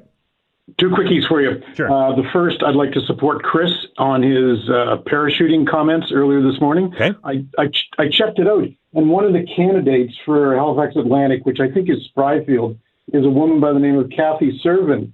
She lives on Vernon Street, and she actually ran in the HRM election for District 7 for the South End, and she lost.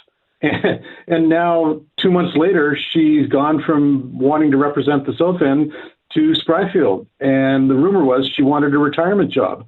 I just don't get this, how you could not be in the riding that you want to represent the people and you go someplace else. And in her case, total switch from the peninsula to the mainland. Okay. I just don't get it. A second quickie is that during the municipal election, a municipal candidate had signs all the way up Robie Street in District 7. He was given less than 24 hours to take them down by the city, or he'd be fined thousands of dollars.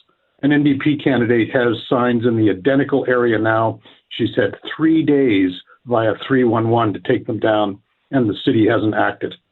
Something wrong there. It is. Something wrong. Appreciate it, David. Have a good one. Thanks, man. Take care. Bye-bye. Thanks to each and every one of you that took time to dial the numbers and join the show. Always lots of passion here. I look forward to it. Don't forget tomorrow, the Friday free-for-all, and it'll be a special edition, but that's all I'm going to say about that. We're going to stop down and take a break. On the other side of the break, the show continues. A conversation about bike lanes. A Dalhousie professor says growing cities need active transportation links, including bike lanes. We'll have a conversation with Dr. Ahsan Habib when we come back. You're listening to the Todd Veinotte Show. I'm Dan Allstrand. We're back in a minute.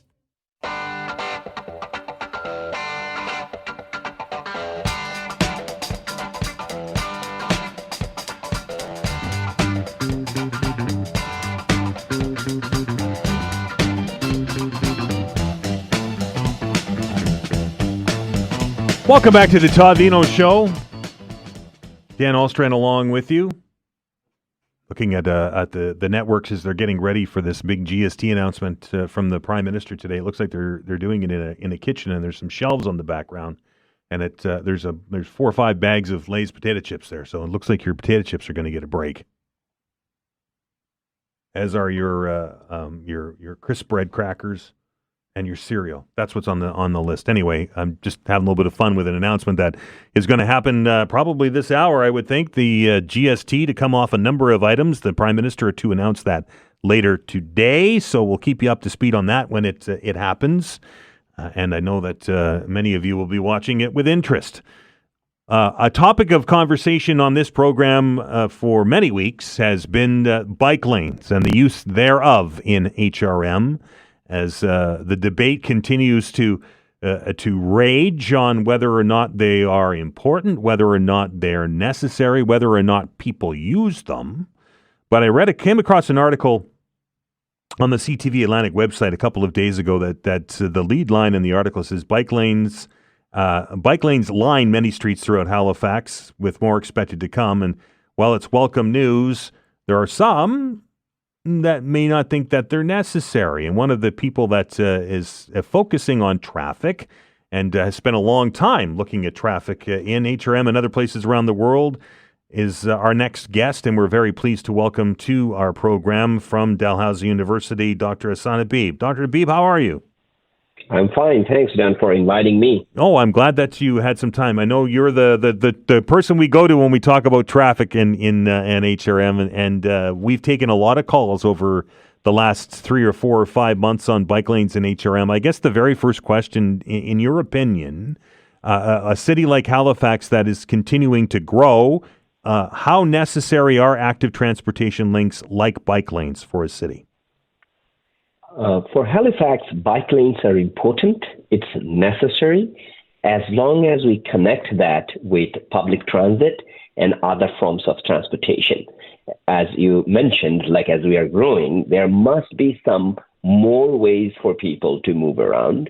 And bike lanes, particularly protected bike lanes, are very important to emerge as a network, as an alternative to reduce our traffic congestion and many other problems that we currently facing and will be facing in the near future. Dr. Habib, the bulk of the calls that I take on this subject say that the bike lanes do the exact opposite, and that they lead to traffic congestion, particularly in the downtown core. What's your thought on that? Partially, I can see the rationale on that. In one way, I view our bike lane has not become a network yet that connects a bunch of residential areas to the destination itself. We started building some protected bike lane, which is probably now only 6.4 kilometers in HRM. If we have more ridership, if we really connect, that it becomes a viable mode for many people, I think people will see a reduction and the usage of those bike lanes until we have the whole network, at least a smaller size. Whole doesn't mean we need a vast network of bike lanes. If we have a whole network to serve our downtown area or multiple other areas, then we will definitely see that impact. What we are seeing is an incremental growth of the bike lane. Then we are not getting the benefit around it. So it's a chicken and egg problem if you look at it that way.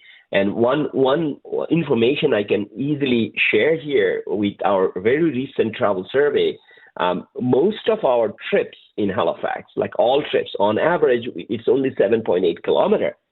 If you look at that way, there is a lots of potential to diversify our mode. We cannot offer, we have to accept that reality. We cannot expand our roads to accommodate more cars as our demand grows. We need to have a way for travel demand management, if I'm saying academically speaking, but even from a practical reasons, if we use a lot of people biking, we are reducing car, and that will reduce traffic congestion. It's not no-brainer.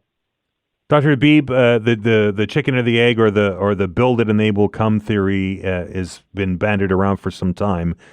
Do we know for sure that if we do have a connected linked up system that will lead to an increase? Because right now I hear anecdotally that the bike lanes, while there might be some uses in some areas, aren't widely used.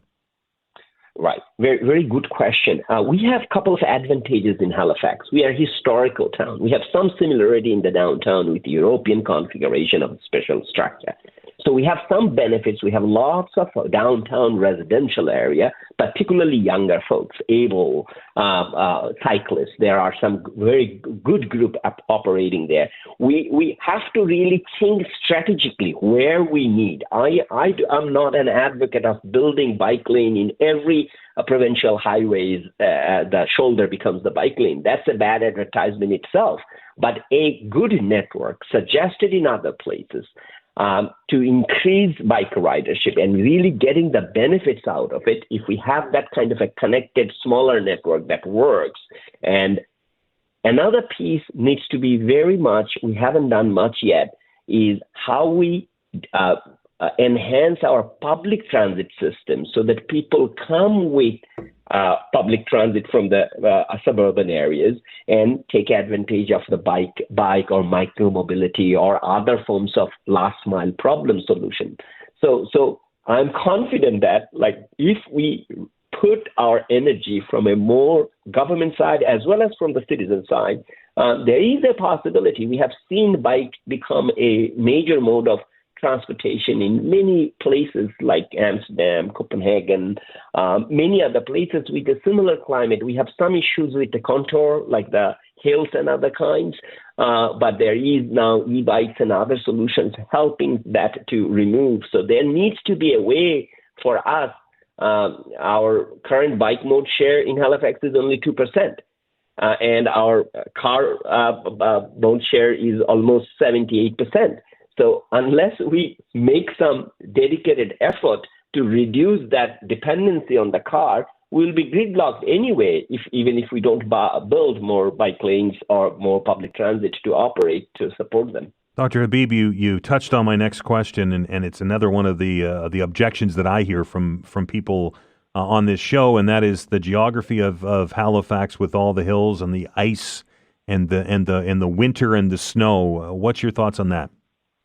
Yes, it's a challenge. It's a localized challenge for us, but there are evidences elsewhere, like people may be able to navigate those challenges with, like, say, for example, e-bike or some careful routing of the bike lanes so that it follows gentle contours to go to destinations. We are not trying to connect the entire city with bike network. What we are looking for is a feasible road bike lane system, which becomes a part of the integral transport network, which can take us to destinations. The more we do that, the better we will be, both in terms of health benefits, mainly I'm more now looking at this traffic congestion is inevitable with our growth.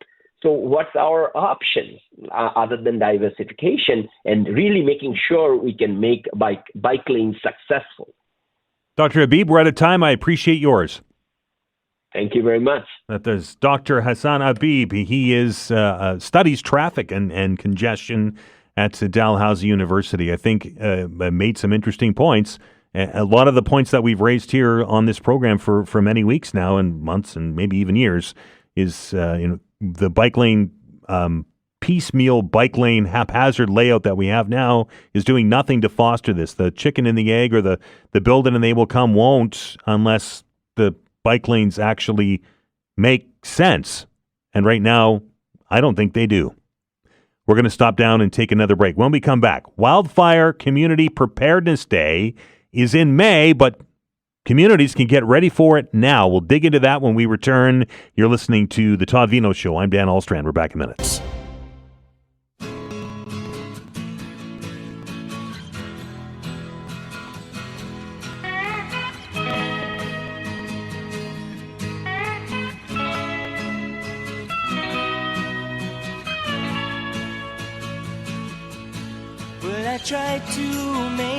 Welcome back to the Todd Veinotte Show.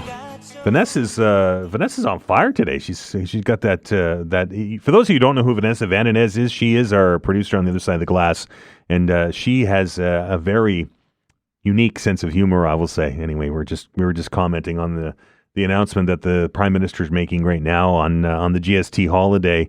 We'll bring you the latest on that here in the news update here at the bottom of the hour, and maybe we'll talk about it tomorrow during the open hour, because I'm curious if it's going to accomplish what the federal government is laying out. Anyway, back to the matter at hand. Wildfire Community Preparedness Day, a national campaign that encourages citizens to take action that increases their home, neighborhood, and community's resilience to wildfire. Now, Wildfire Community Preparedness Day is set for May the 3rd of next year, and you say, well, are you talking about it now, Dan? It's a long way out. But there's some programming that is available to communities to get ready for it, and maybe might even give you some funding for it. We're very pleased to welcome to the program to tell us a little bit about what this Wildfire Preparedness Day is, and this programming that we're looking at is the Wildfire Mitigation Program Manager for Halifax Fire, Regional Fire and Emergency, and that's Garreth MacCurdy. Kara, how are you?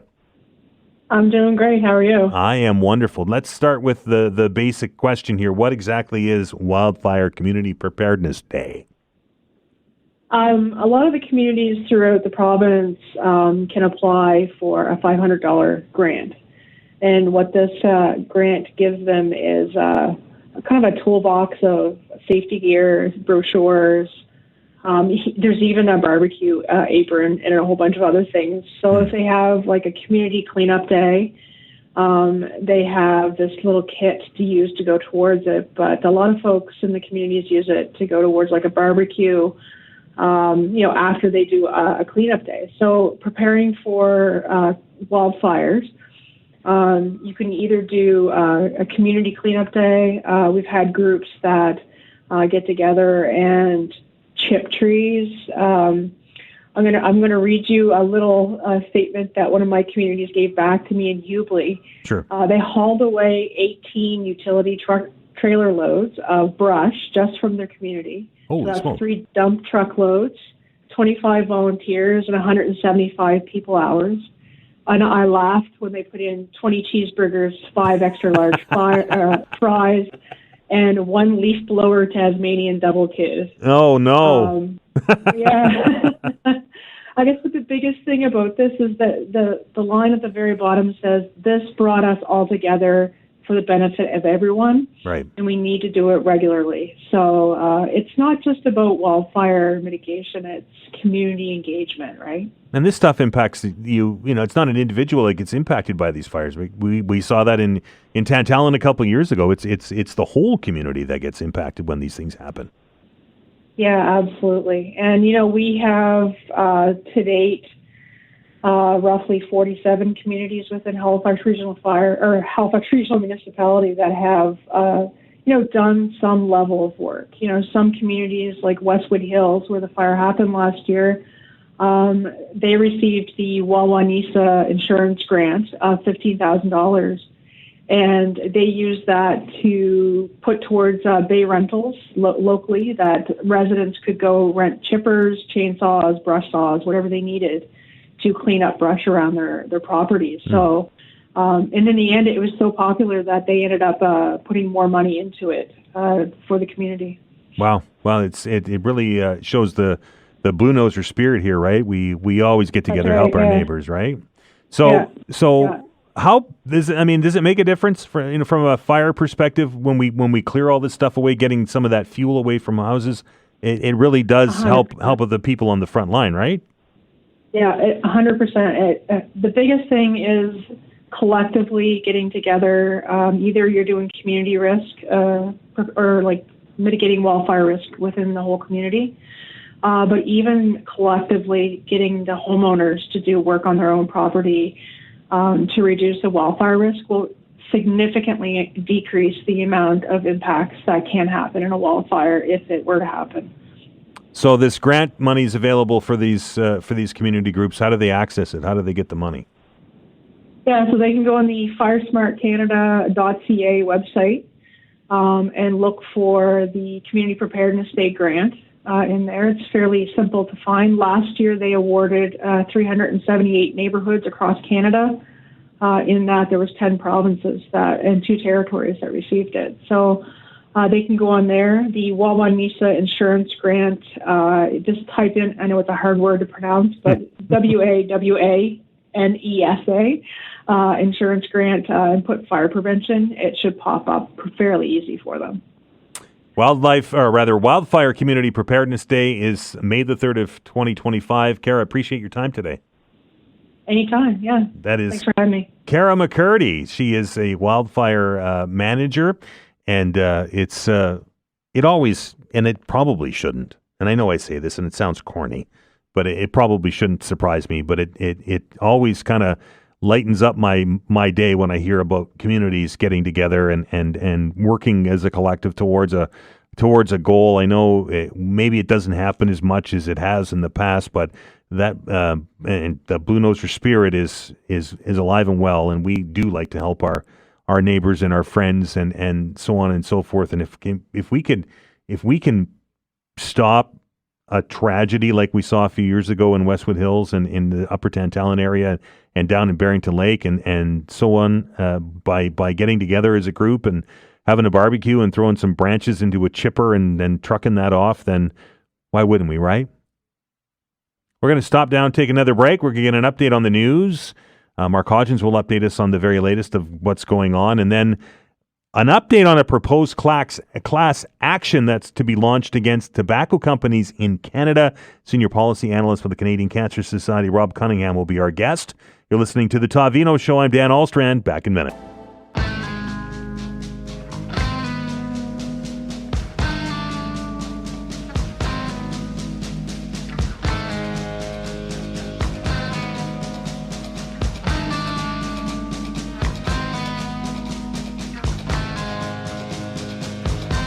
Welcome back.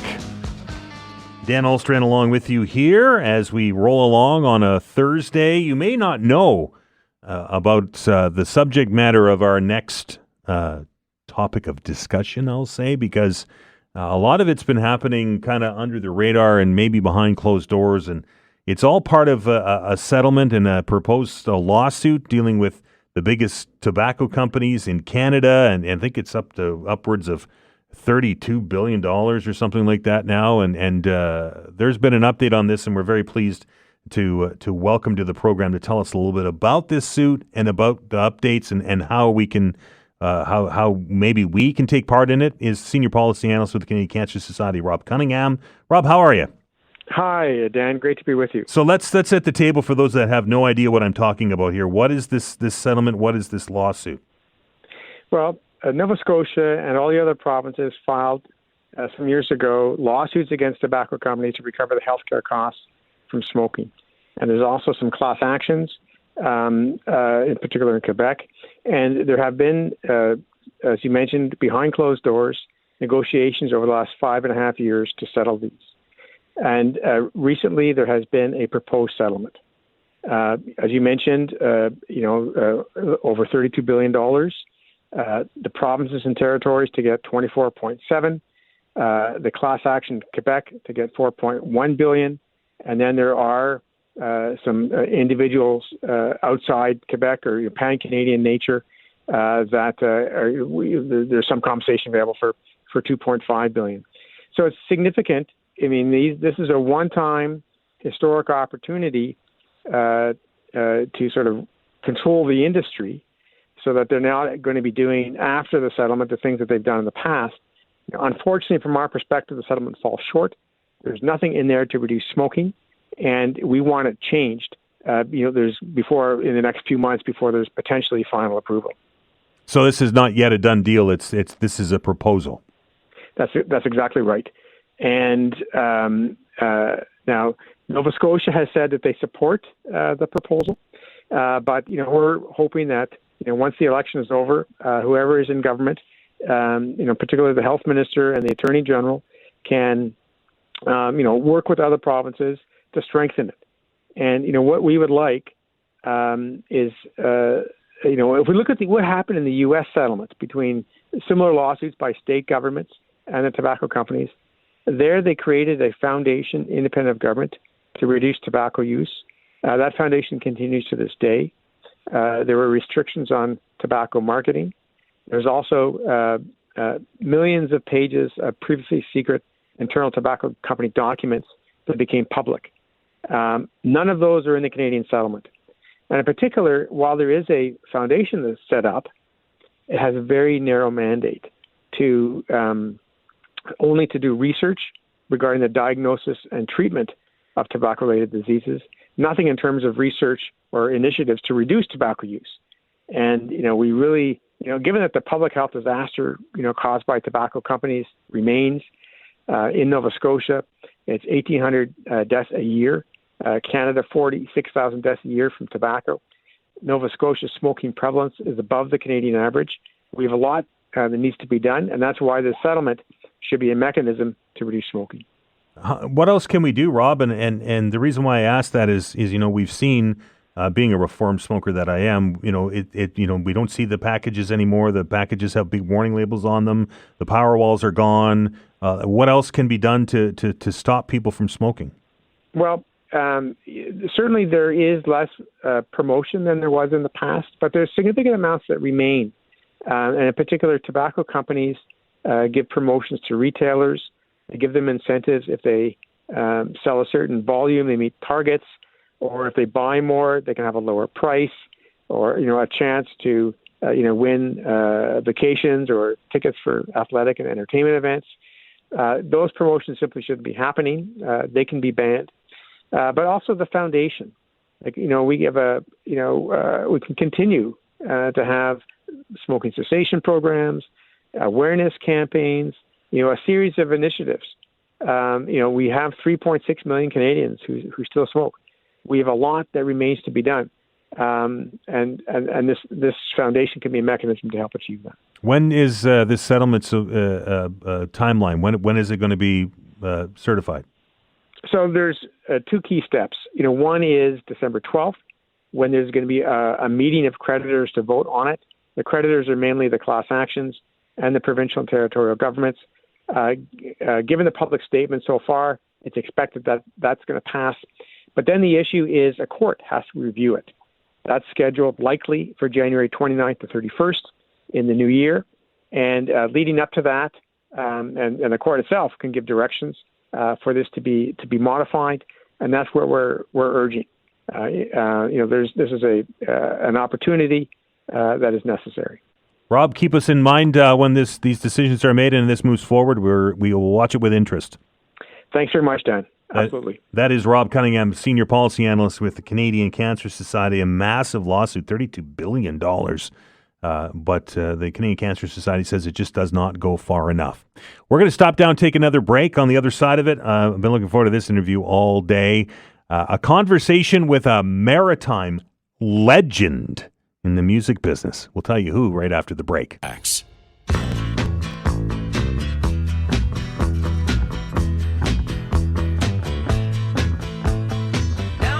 Welcome back to the Todd Veinotte Show. I'm Dan Alstrand. Hope you're having a fantastic day. Vanessa busily working behind the glass to try and get our next guest on the phone. Maritime legend. I don't even know if that describes it. We say that far too often, but I don't think there's a maritimer that doesn't know who Lenny Gallant is. And he's got a Christmas tour coming up. So we're trying to connect up with Lenny to join us on the show tomorrow. Speaking of the show, or today rather, speaking of the show tomorrow, it's the Friday edition of the Todd Veinotte Show. Of course, we've got lots planned. We got some special guests that are going to join us. Tim will be here to talk about all the business that's going on in Ottawa. Are you following this? Apparently, and it's not happening till the 12th of December, but apparently we're getting 2 months of GST holiday on just a whole host of things. Everything from PS5 video game consoles to the books and magazines to some groceries that we are already paying GST on. Not sure how that all works with HST. If the 8% or the 9% or whatever it is comes off the HST, what happens to the provincial tax? I know that it's been a part of the election campaign to take some off, and we'll have to keep a closer watch on that. As Vanessa continues to try and hook up with Lenny Gallant, we had a conversation, I want to say 3 weeks ago, about radon. And backed by popular demand, as they would say in the business, we're very pleased to welcome from Forced Radon Solutions Limited. His name is Ryan Groombridge, and he is here in the studio. Ryan, how are you? Doing really good, Dan. Let's perhaps, for those that didn't catch us the first time around, explain to me what it is that radon gas is. Well, radon gas is a radioactive gas in your basement, and it leaks in through your floors, comes up through your basement foundation. Symptoms of high exposure can be shortness of breath, a worsening cough, pain in the chest, tightness in the chest, hoarseness, trouble swallowing, frequent infections like pneumonia, weight loss, coughing up blood, wheezing, fatigue. However, radon exposure doesn't always cause symptoms right away. It can be developed over decades. So this is a naturally occurring gas. It's not something that is introduced. It's always there. Yeah, it's always there. It's in our air outside, but it's smaller quantities. What happens in the winter, our house forms like a stack effect, they call it, where the ground's frozen and the radon gas comes up through, can't get through the frozen ground, so it comes up through your basement under your frost wall and gets into your house. And your house, because it's heated, it creates that stack effect and the pressure inside the house that brings it in. And if you don't get rid of it, it'll keep building up in your basement levels. How do I know if I have it? Well, that's a good thing. You can actually either call me or you can actually go to Lung Association. They sell the 90-day tests, and they also have the mitigation program going. And it's a really good program. And I thank Lacey Sutherland at the Lung Association. She's been very, very helpful with my career and getting things going. Same with Rabib at Health Canada. If you want to get a mitigation grant, you go to the NS Health or NS Lung Association, search radon mitigation grants, and first you apply for the test. And usually if you get the test through the grant, you'll get the mitigation as well. And if you need any help, just reach out and talk to me. So you can't tell you have this gas in your house without using a detector. It doesn't taste like anything. It doesn't smell like anything. You can't see it. No, you can't at all. And actually, I got into it because my wife got really sick because of it. Because over time, it builds up. And like everybody else that I've met, like through my course of doing radon, nobody really knows it because you don't taste it, you don't smell it, you can't see it. So it's a hidden danger in your house, and you can't put a price on your health. And even I've been looking at other companies and going through different ways that companies do their work. I find my company is very personable. I'll be there. Like I'll come there. I had a person call me last night to go out to Hubbard's and ask me how much would it cost me to go there and look at their house and inspect their house. I said, it's absolutely nothing because I believe in my cause. I'll go out there and I'll talk to you about grants. I'll, show you where to place your long-term test. Just reach out to me. So what's the process, Ryan? Like if I suspect or am just curious if I have radon gas in my basement, how does the process work? What do you do when you come to the door? Well, what I do with Dan is I'll go to the door, and usually I'll tell them to do like a 90-day test or run a 72-hour test this type of year. But 72-hour test is really a very limited window for 72 hours. The best bet is to call me to do a 72 or 96-hour test in your house. Or you can purchase, if you go on the CNRPP website, you can purchase a monitor or a radon monitor that will actually is certified and tell you the amount of radon in your gas every day, and it shows you the long-term exposure rates. Like I use the Radon Eye Pro, but the Radon Eye for the consumer is a really good machine, and you can get that, and you can run it and do your self-analysis.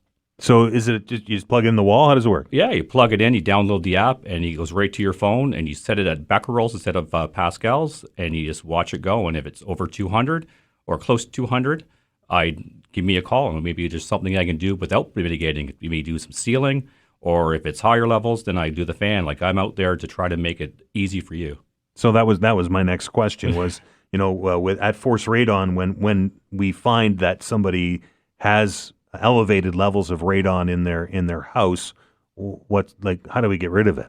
Yeah, what I do is I get the pressure. It's called a sub slab depressurization. So I'll go in there and I have a manometer, and I'll do the test of your pressure under your slab before I get going. And usually systems that have, like houses that have higher radon levels, they got a lot of pressure coming up under their slab. So I have to do the pressure test, and I have a fan that's computerized. I do a test under the slab. I adjust my CFM, and I see what kind of fan I need or the placement of where I should put your radon fan, and I exhaust it outside. And we guarantee our work too. Like we go back, we'll check on stuff. If you call us, we're all about the customer. And once you get it out, then obviously you have to figure out how it got in, right, and how to fix that. Well, no, what happens is I design the system so, like, first thing we do is we check the pressures on the slab. Then we seal the areas that we see visible areas.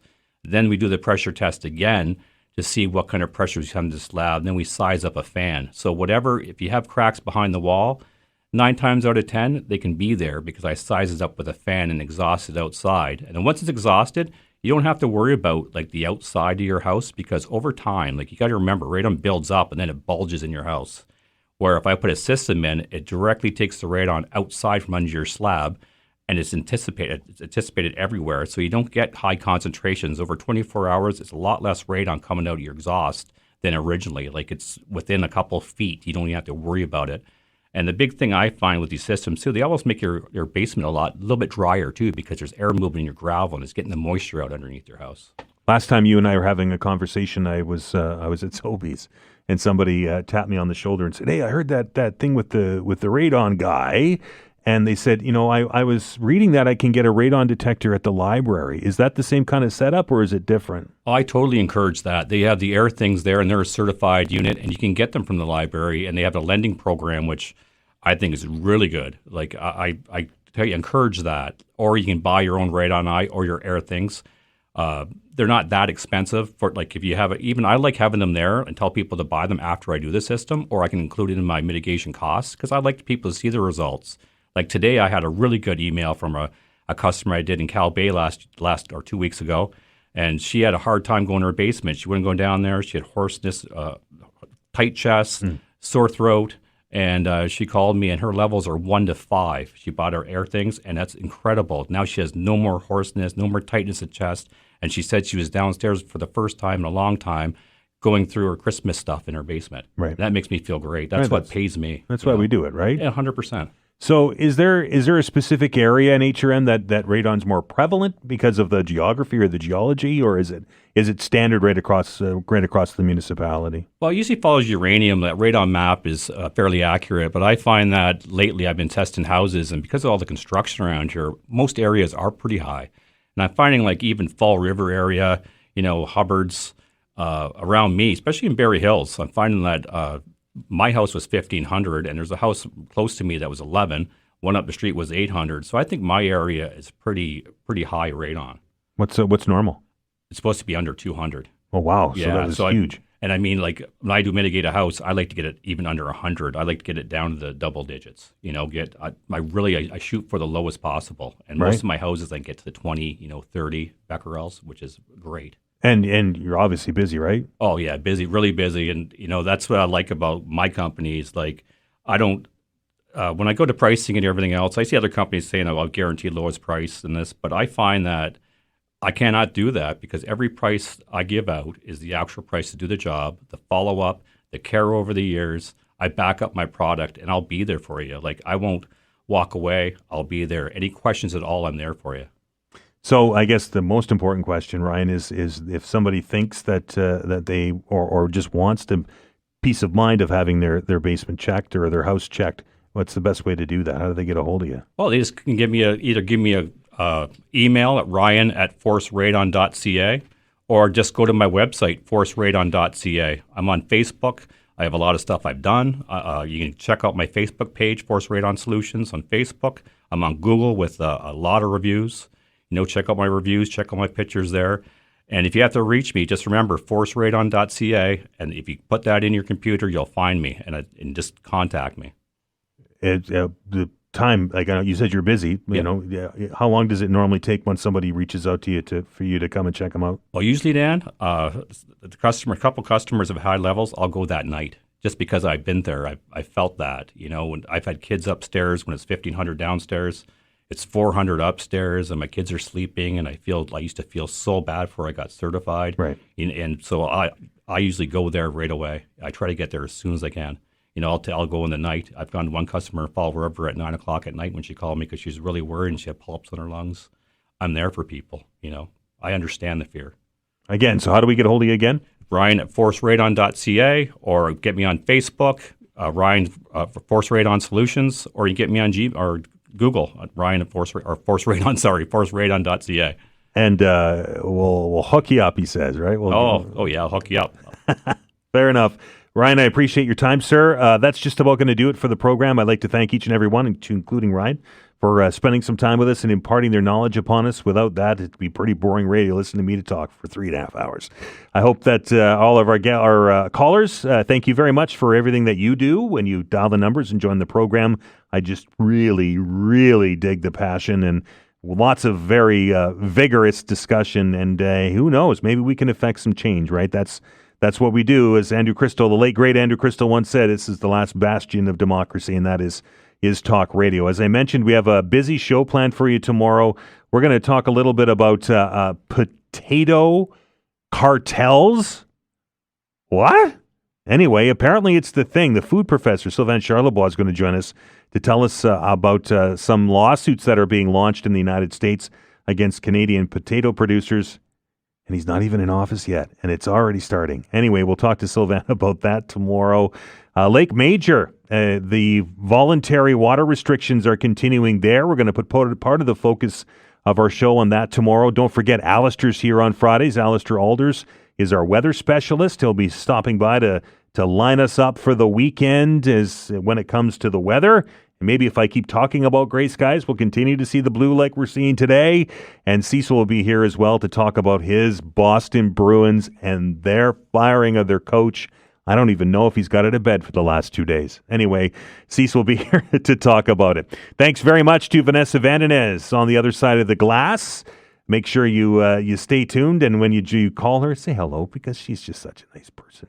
And this show just doesn't function without her. I will say, and I'm not going to say anything more, but we've got a special Friday free-for-all tomorrow. So make sure that you're by your phone and buy your radio or buy your Seeker app or buy your stream tomorrow for the open hour, because I'll guarantee you it's going to be one for the ages, and that's all I'll say about it. How's that for a hook? Anyway, again, thanks to everybody for taking time out of their day to join us. Hope you have a fantastic day, everybody. This is the Todd Veinotte Show. I'm Dan Alstrand. We'll see you tomorrow. Stay out of trouble and be kind to one another.